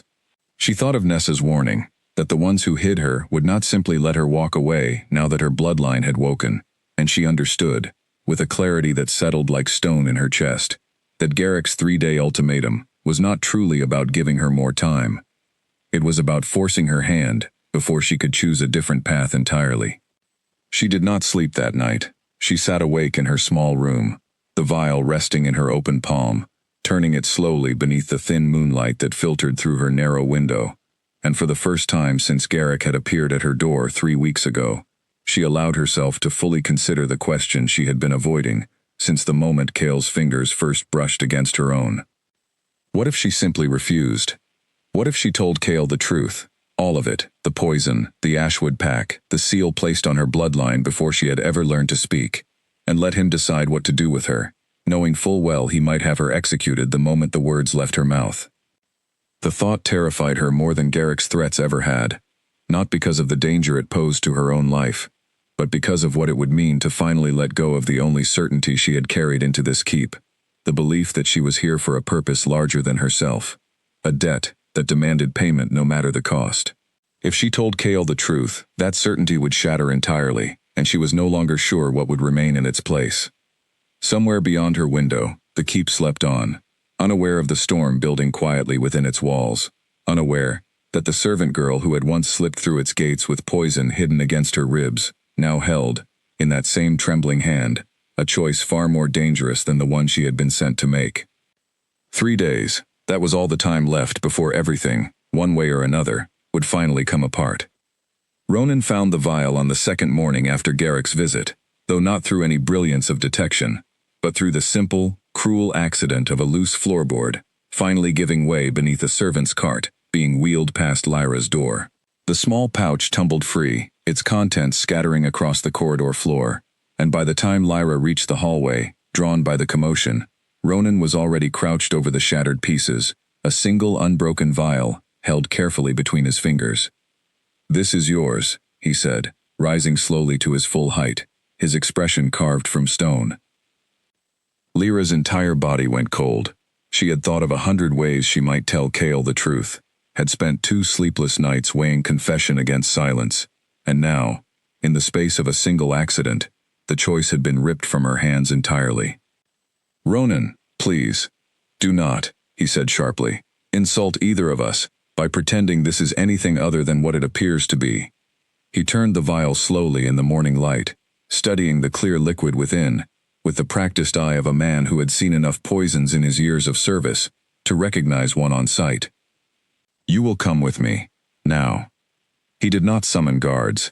He did not shout an alarm through the corridors, though Lyra understood, from the grim set of his jaw, that this restraint had nothing to do with mercy, and everything to do with his intention to bring this matter directly to Cale, unfiltered and undeniable, before anyone else could interfere. The walk to Cale's study felt endless, each step carrying Lyra closer to a reckoning she had spent nearly 3 weeks trying to avoid. Ronan said nothing further along the way, his grip firm but not cruel around her arm, and Lyra found herself unable to summon any of the arguments she had rehearsed in the quiet dark of her room. What use were careful words now, when the proof itself already condemned her more thoroughly than any confession could? Cale looked up from his desk as Ronan entered, his expression shifting quickly from mild curiosity to sharp concern at the sight of his beta's grim face and the tight grip around Lyra's arm. "What's happened?" Ronan said nothing at first. He simply crossed the room and set the vial down on the desk before Cale, along with the small torn pouch that had once concealed it, and stepped back, his eyes never leaving Lyra's face. "I found this in her chamber," he said finally. "Poison, unless I've lost every skill I've spent my life learning, hidden beneath her mattress since the day she arrived, I would guess, given the dust that had settled over the pouch." Cale's gaze moved slowly from the vial to Lyra's face, and she watched, with a heartbreaking sensation she had never expected to feel this sharply. The exact moment understanding began to settle behind his gray eyes. Not disbelief, not confusion. Simply a quiet, devastating realization, as though pieces he had never fully allowed himself to examine were suddenly falling into place all at once. "Lyra," he said, his voice carefully controlled, though she could hear, beneath the calm, something far more fractured. "Tell me this is not what it appears to be." For one final, desperate moment, Lyra considered lying, considered claiming the vial belonged to someone else, that she had no knowledge of how it came to be hidden in her room. But looking at him, at the man who had offered her honesty in every conversation they had shared, who had trusted his instincts even when logic gave him every reason not to, she found she could not bring herself to add one more lie to the pile already crushing her chest. "I was sent here to kill you," she said, and the words, once spoken aloud, seemed to tear something open inside her that had been held shut by sheer will for far too long. 3 weeks ago, the Ashwood pack found me, told me the truth about my parents, about a debt I owed them for hiding me all these years, and they sent me here, to slip that poison into your wine during the founding feast. Ronan's hand tightened around the hilt of his blade, though he made no move to draw it, his eyes fixed on Cale, waiting for a command that did not come. Cale himself remained motionless, his expression unreadable, though the knuckles of the hand resting on his desk had gone white. "Why didn't you finish it?" he asked quietly. "You had countless opportunities, meals I ate from your hand, evenings alone, with no one else present. Why carry that poison for 3 weeks and never once use it?" Lyra's eyes burned with tears she refused to let fall. "Because the moment your hand touched mine, everything changed. I don't know how to explain it any better than that. I felt something wake inside me that I never knew existed, and every day I spent near you afterward made it harder to remember why I'd come here at all." She swallowed hard, forcing herself to continue, to give him the whole truth now that the first piece had finally broken free.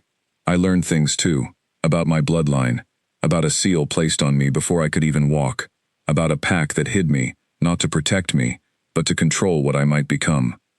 I learned that the Ashwood pack sent me here, knowing my proximity to you might break that seal, and that they were willing to accept either outcome, your death by my hand, or my bloodline finally waking under their watch." "And the debt they hold over you?" Cale asked. "Is that also true?" "My aunt," Lyra whispered, "the only family I have left. They threatened her safety if I failed. Garrick came to me 2 nights ago and gave me 3 days to finish what I'd started, or he promised the consequences would fall on her, and that he would not wait for my failure before acting against you directly." Silence stretched through the study, heavy and absolute, broken only by the distant sound of the keep waking to its morning routines beyond the walls, entirely unaware of the reckoning taking place within. Ronan finally spoke, his voice hard and urgent. "She has admitted everything, Cale. Intent, method, opportunity. There is no question left to settle. You know what must be done." "What must be done?" Cale repeated slowly, and for the first time since Ronan had entered the room, something shifted behind his gray eyes. Not softness exactly, but a fierce, protective anger that Lyra had never seen directed at anyone before, least of all at his own beta. "Tell me, Ronan, what exactly you believe must be done. She carried poison for your table. She confessed to it herself. The law is clear on such matters, and you have never once shown mercy to an enemy who confessed to an attempt on your life." "She did not use it," Cale said, his voice rising slightly, sharper than Lyra had ever heard it. 3 weeks, countless chances, and she did not use it. That is not the behavior of an enemy carrying out an assassination, Ronan. That is the behavior of someone caught between a debt she never chose and a truth she could not bring herself to betray. She lied to you every single day since she arrived, Ronan pressed. She let you believe she was simply a servant, simply a woman whose company you enjoyed, all while carrying the means to end your life hidden beneath her own mattress. However you wish to interpret her hesitation, the deception itself cannot be excused. "I am not excusing it," Cale said, and turned his gaze back to Lyra, his expression a storm of emotions she could not fully untangle, anger and hurt, and something achingly close to tenderness, all tangled together in the same breath. "I am asking why, Lyra, truly asking, not for Ronan's benefit or the law's, but for my own. Why did you carry this secret alone for 3 weeks, rather than telling me the truth the moment you began to doubt your purpose here?" "Because I was afraid," Lyra said, the tears finally breaking free, despite her efforts to hold them back. "Afraid of what would happen to my aunt if I failed the mission. Afraid of what would happen to me if I told you the truth and you decided, rightfully, that I deserved punishment rather than trust. And afraid, more than anything else, of what it would mean if I admitted, even to myself, that I no longer wanted to complete the task I'd been sent here to do, because somewhere in these last 3 weeks, I had started to care about you far more than I ever intended to." Cale was silent for a long moment, his eyes searching her face with an intensity that made her chest ache. Then, slowly, he rose from his desk and crossed the room, ignoring Ronan's sharp intake of breath, and stopped directly before her, close enough that the familiar fire beneath her skin flared to life, despite everything, despite the fear, and the guilt, and the raw uncertainty of what would come next. "You should have trusted me sooner," he said quietly, his hand rising to gently brush away the tears still falling down her cheek. Not because I would have made this easier for you, but because you did not deserve to carry this alone. Kale, Ronan said sharply, a warning clear in his voice. I heard everything she said, Ronan, Kale replied without turning, his eyes remaining fixed on Lyra. A debt forced on her before she was old enough to understand it. A family threatened to secure her cooperation. A bloodline hidden and sealed against her will by the very people who claimed to protect her. She is not the enemy in this story. She is another victim of it, same as every pack that has suffered beneath the fear and manipulation of those who would rather control a threat than face it honestly. And the danger she still poses simply by existing within these walls? Ronan asked, though his voice had softened slightly, some of his earlier certainty visibly shaken by the raw honesty in the conversation he had just witnessed. The danger was never her, Kale said, finally turning to face his beta directly. The danger is the pack that sent her here, and the threat they made against an innocent woman to force her hand. That is where our attention belongs now, not on punishing Lyra for a crime she chose, in the end, not to commit. Lyra stood between them, trembling, the weight of 3 weeks of secrets finally lifted from her chest, replaced by a new and equally heavy fear. Not for herself now, but for what Garrick's threat truly meant, and for what the Ashwood pack might do the moment they learned their plan had failed entirely. Somewhere beyond the walls of Draven Keep, unseen and unheard, that threat was already beginning to move. The warning horns sounded just after midnight, 3 sharp blasts that tore through the sleeping keep, and sent every wolf within its walls scrambling toward their posts. Lyra woke instantly, her new senses sharpening the sound before her mind had even fully caught up, the low hum beneath her ribs flaring into something far more urgent, a pressure building behind her chest that felt, for the first time, less like a stranger stirring inside her, and more like a part of herself finally straining to be free. She reached the corridor outside her chamber, just as Mira rushed past, her face pale with alarm. Attack on the northern wall, Mira called over her shoulder. Unknown force. Moving fast. Stay inside. Stay hidden. Whatever happens. Lyra did not stay hidden. She thought immediately of Kale, of the study where he had held her only hours earlier, of Ronan's warning about missing supplies and unfamiliar faces along the border, and she understood, with a certainty that settled cold and sharp in her chest, exactly who had launched this attack, and exactly why. Garrick had promised consequences if she failed to act within 3 days. She had not acted, and now, rather than wait for a plan already compromised by her confession, the Ashwood pack had chosen open war instead, a direct assault meant to silence her before she could reveal anything further, and to claim, by force, the awakened bloodline they had lost control of the moment Kale's hand had touched her own. She ran toward the northern wall rather than away from it, ignoring every instinct that told her to seek shelter, driven instead by a fierce and unfamiliar need to protect the keep, and the man within it, that had nothing to do with any debt or mission she had ever been given. The wolf inside her, fully awake now, seemed to sharpen every step, every breath, until she moved through the darkened corridors with a speed and certainty that felt entirely new and yet, somehow, entirely her own. The northern wall, when she reached it, was chaos. Torches lit the battlements in flickering uneven light, illuminating the shapes of wolves locked in combat along the wall's edge, the air thick with shouted commands, and the low, dangerous growls of shifted warriors defending their territory. Kale stood near the center of it all, still in human form, directing his forces with the calm, absolute authority Lyra had come to recognize as entirely his own, even as chaos raged around him. "Lyra!" His voice cut through the noise the instant he spotted her, sharp with alarm. "You need to get back inside, now." He never finished the sentence. A shape broke from the shadows near the wall's edge, moving with terrible speed toward Kale's exposed flank, and Lyra, without thought, without hesitation, felt something inside her finally, fully break free. The change tore through her body faster than pain, faster than fear, a rush of heat and pressure that reshaped her entirely in the span of a single heartbeat. Where a moment before there had been a woman, there now stood a wolf, silver-furred and golden-eyed, larger and faster than she could have ever imagined, and she moved on instinct alone, closing the distance to Kale's side just in time to meet the attacking wolf head-on, teeth and claws meeting in a clash that sent both combatants sprawling across the stone battlement. She did not know how to fight. She had never trained for this, never even known. until this exact moment, that this creature existed within her at all. But instinct proved a more capable teacher than she expected, her body moving with a fluid, dangerous grace that felt both entirely foreign and, impossibly, entirely right, as though every cell in her body had simply been waiting 20 years for permission to finally act as it was always meant to. The attacking wolf lunged again, and Lyra met the strike with a speed that surprised even herself, twisting aside and driving her weight into her opponent's exposed side, sending them both tumbling toward the wall's edge. Around her, the battle raged on, Draven forces holding steady against the assault, but the sheer number of Ashwood wolves pressing against the northern defenses told Lyra this was no small skirmish, no simple show of force meant only to intimidate. This was an attempt to end everything, all at once.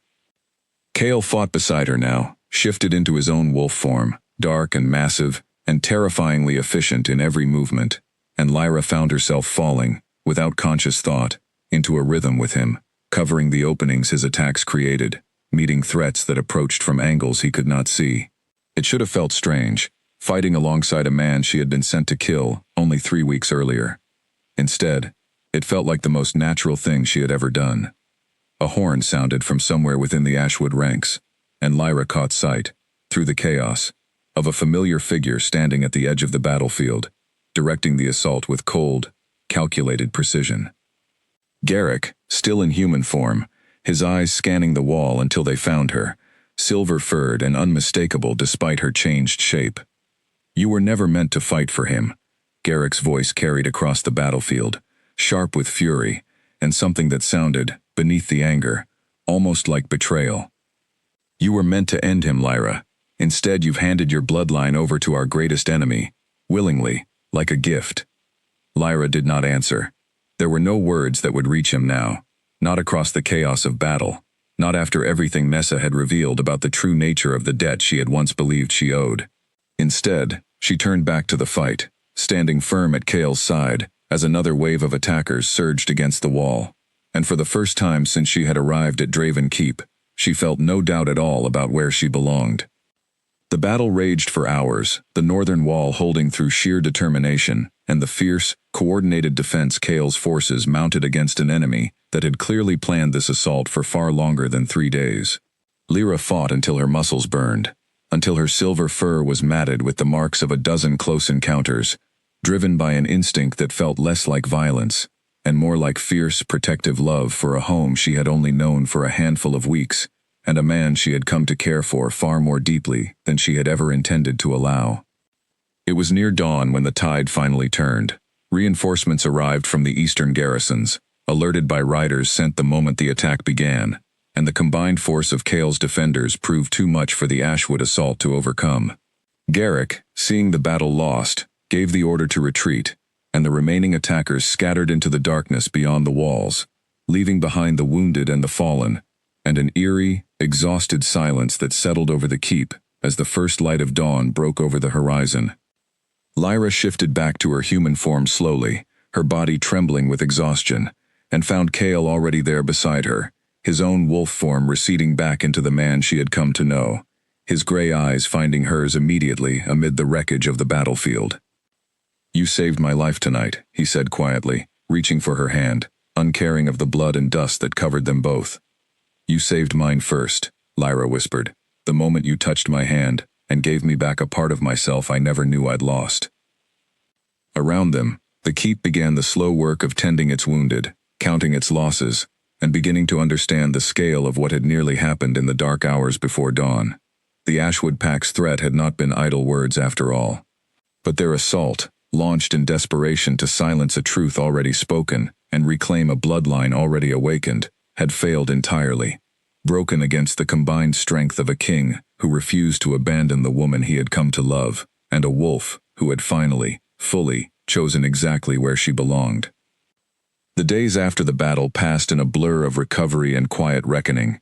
Kale's forces worked through the wreckage along the northern wall, repairing what had broken and honoring those who had fallen defending it, and slowly, gradually, the keep began to settle back into something resembling its ordinary rhythm, though nothing about it felt entirely ordinary to Lyra anymore. Nessa examined her 3 days after the battle, her clouded eyes studying Lyra with the same careful attention she had shown during their first meeting, though now there was no need for careful questions or half-spoken truths between them. "The seal is gone entirely," Nessa said, setting aside the small instruments she had used to examine the faint marks that had once marred the base of Lyra's spine, marks Lyra had never noticed before, remnants of a binding she had carried unknowingly her entire life. "Whatever bound your bloodline all these years has been shattered beyond any hope of repair. You are, fully and completely, exactly what you were always meant to be." "And what is that?" Lyra asked quietly. Nessa's weathered face softened into something rare, an expression close to warmth, the last of the Vane bloodline, awakened and unbroken, a wolf with roots deeper than most packs remember, tied to power the old stories never fully explained, even to those of us who studied them closely. "Whatever you become from here, girl, it will be entirely your own choice, unburdened by anyone else's binding or design." The words settled over Lyra with a lightness she had not expected, a freedom she had never known she was missing, until it was finally, fully hers. She thought of Garrick, of the Ashwood Pack's retreat into the northern territories, their forces scattered, and their plans in ruin, and though she knew the danger they posed had not entirely vanished, she found she no longer carried the weight of their debt upon her shoulders. That debt, built on lies and manipulation from the very beginning, had never truly been hers to pay. Her aunt, she learned with immense relief, remained safe. Cale had sent riders quietly to the small town 3 days after the battle, ensuring her protection long before Garrick's scattered forces could think of retaliation against an innocent woman who had known nothing of the danger her niece had walked into on her behalf. When Lyra finally received word that her aunt had been moved, safely and discreetly, to a protected town within Cale's own territory, she wept with a relief so profound it left her breathless for nearly an hour afterward. Ronan, though still watchful by nature, had softened considerably in the weeks following the battle. He never fully apologized for his suspicion, not directly, but Lyra noticed the shift in the way he spoke to her now, less guarded, more genuinely respectful, as though the battle had proven, beyond any doubt he might have still carried, exactly where her loyalty truly lay. "You fought well," he told her one afternoon, finding her in the training yard where she had begun, slowly and carefully, to learn how to control the wolf that had woken so suddenly within her. "Better than most who have trained their entire lives for it."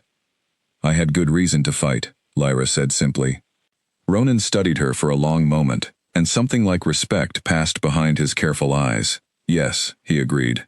"I believe you did." It was Cale, though, who occupied most of Lyra's thoughts in the weeks that followed, the quiet evenings by the fire growing into something neither of them tried any longer to deny or diminish. He came to her one evening nearly a month after the battle, finding her on the eastern balcony, where she had taken to watching the sunset since her wolf had woken, drawn instinctively to open sky and quiet solitude in ways she had never experienced before. "I have something to ask you," he said, joining her at the railing, his gray eyes catching the last golden light of the setting sun. "Ask, then." "The bond between us," Cale said carefully, "the fire that woke the moment we first touched. I asked Nessa about it, hoping she might offer some explanation beyond simple coincidence." Lyra's heart quickened. "And what did she tell you?" "She confirmed what I had already begun to suspect, though I confess I did not fully believe it possible until she spoke the words herself." Cale turned to face her fully, taking both her hands in his own, the familiar warmth flaring instantly beneath her skin, steady and certain and entirely, wonderfully, without fear this time. "You are my mate, Lyra. Not simply a woman I have grown fond of, but bonded to me in a way that runs deeper than choice or circumstance, a bond old stories claim occurs only once in many generations, when a true alpha's power meets a bloodline strong enough to answer it." Lyra felt the truth of his words settle through her, resonating with the fire that had lived beneath her skin since the very first night they met. A fire she understood now had never been simple awakening alone, but recognition, deep and undeniable, of something neither poison, nor politics, nor 20 years of careful hiding had ever truly been able to break. "I came here to end your life," she said softly, half laughing, half in disbelief at how far they had traveled from that first terrible night. "And instead, I found the one person capable of giving me my own life back." "Then perhaps," Cale said, pulling her closer, his forehead resting gently against hers. We were always meant to find each other, long before either of us understood why. The founding feast, when it came again the following season, looked nothing like the one that had first brought Lyra to Draven Keep. The great hall was decorated not for conquest or fear, but for celebration. Banners of green and silver joined now by threads of gold, the color Nessa told her had once belonged to the old Vane bloodline, restored at last to a place of honor, rather than hidden shame. Cale stood at the head of the hall as he always had, but this time, Lyra stood beside him, not as a servant carrying secrets in her pocket, but as his equal, his chosen mate, and the newly named Luna of a territory that had learned, through fire and fear, and finally through truth, exactly what it meant to build peace on something sturdier than conquest alone. Ronan raised the first toast that evening, his voice carrying easily across the hall. "To the king," he said, "and to the woman who taught even the most hardened among us, that trust, given honestly, is worth more than any poison ever could be." The hall erupted in cheers, and Lyra, looking out over the gathered wolves who had once been strangers, and now felt, in every meaningful way, like family, felt the fire beneath her skin settle into something warm and steady and permanent, no longer a wound waiting to reopen, but a bond, finally, fully at peace. Beside her, Cale reached for her hand, and this time, when their fingers met, there was no shock, no sudden awakening, only the quiet, certain warmth of two people who had found, against every impossible odd stacked before them, exactly where they belonged. Whatever battles still waited beyond the borders of their united territory, whatever threats the scattered remains of the Ashwood pack might yet attempt, Lyra faced them now not as a hidden bloodline forced into hiding, nor as an assassin bound by debt and fear, but as herself, fully awake and fully free, standing beside the king, whose first touch had given her back everything she had never known she was missing.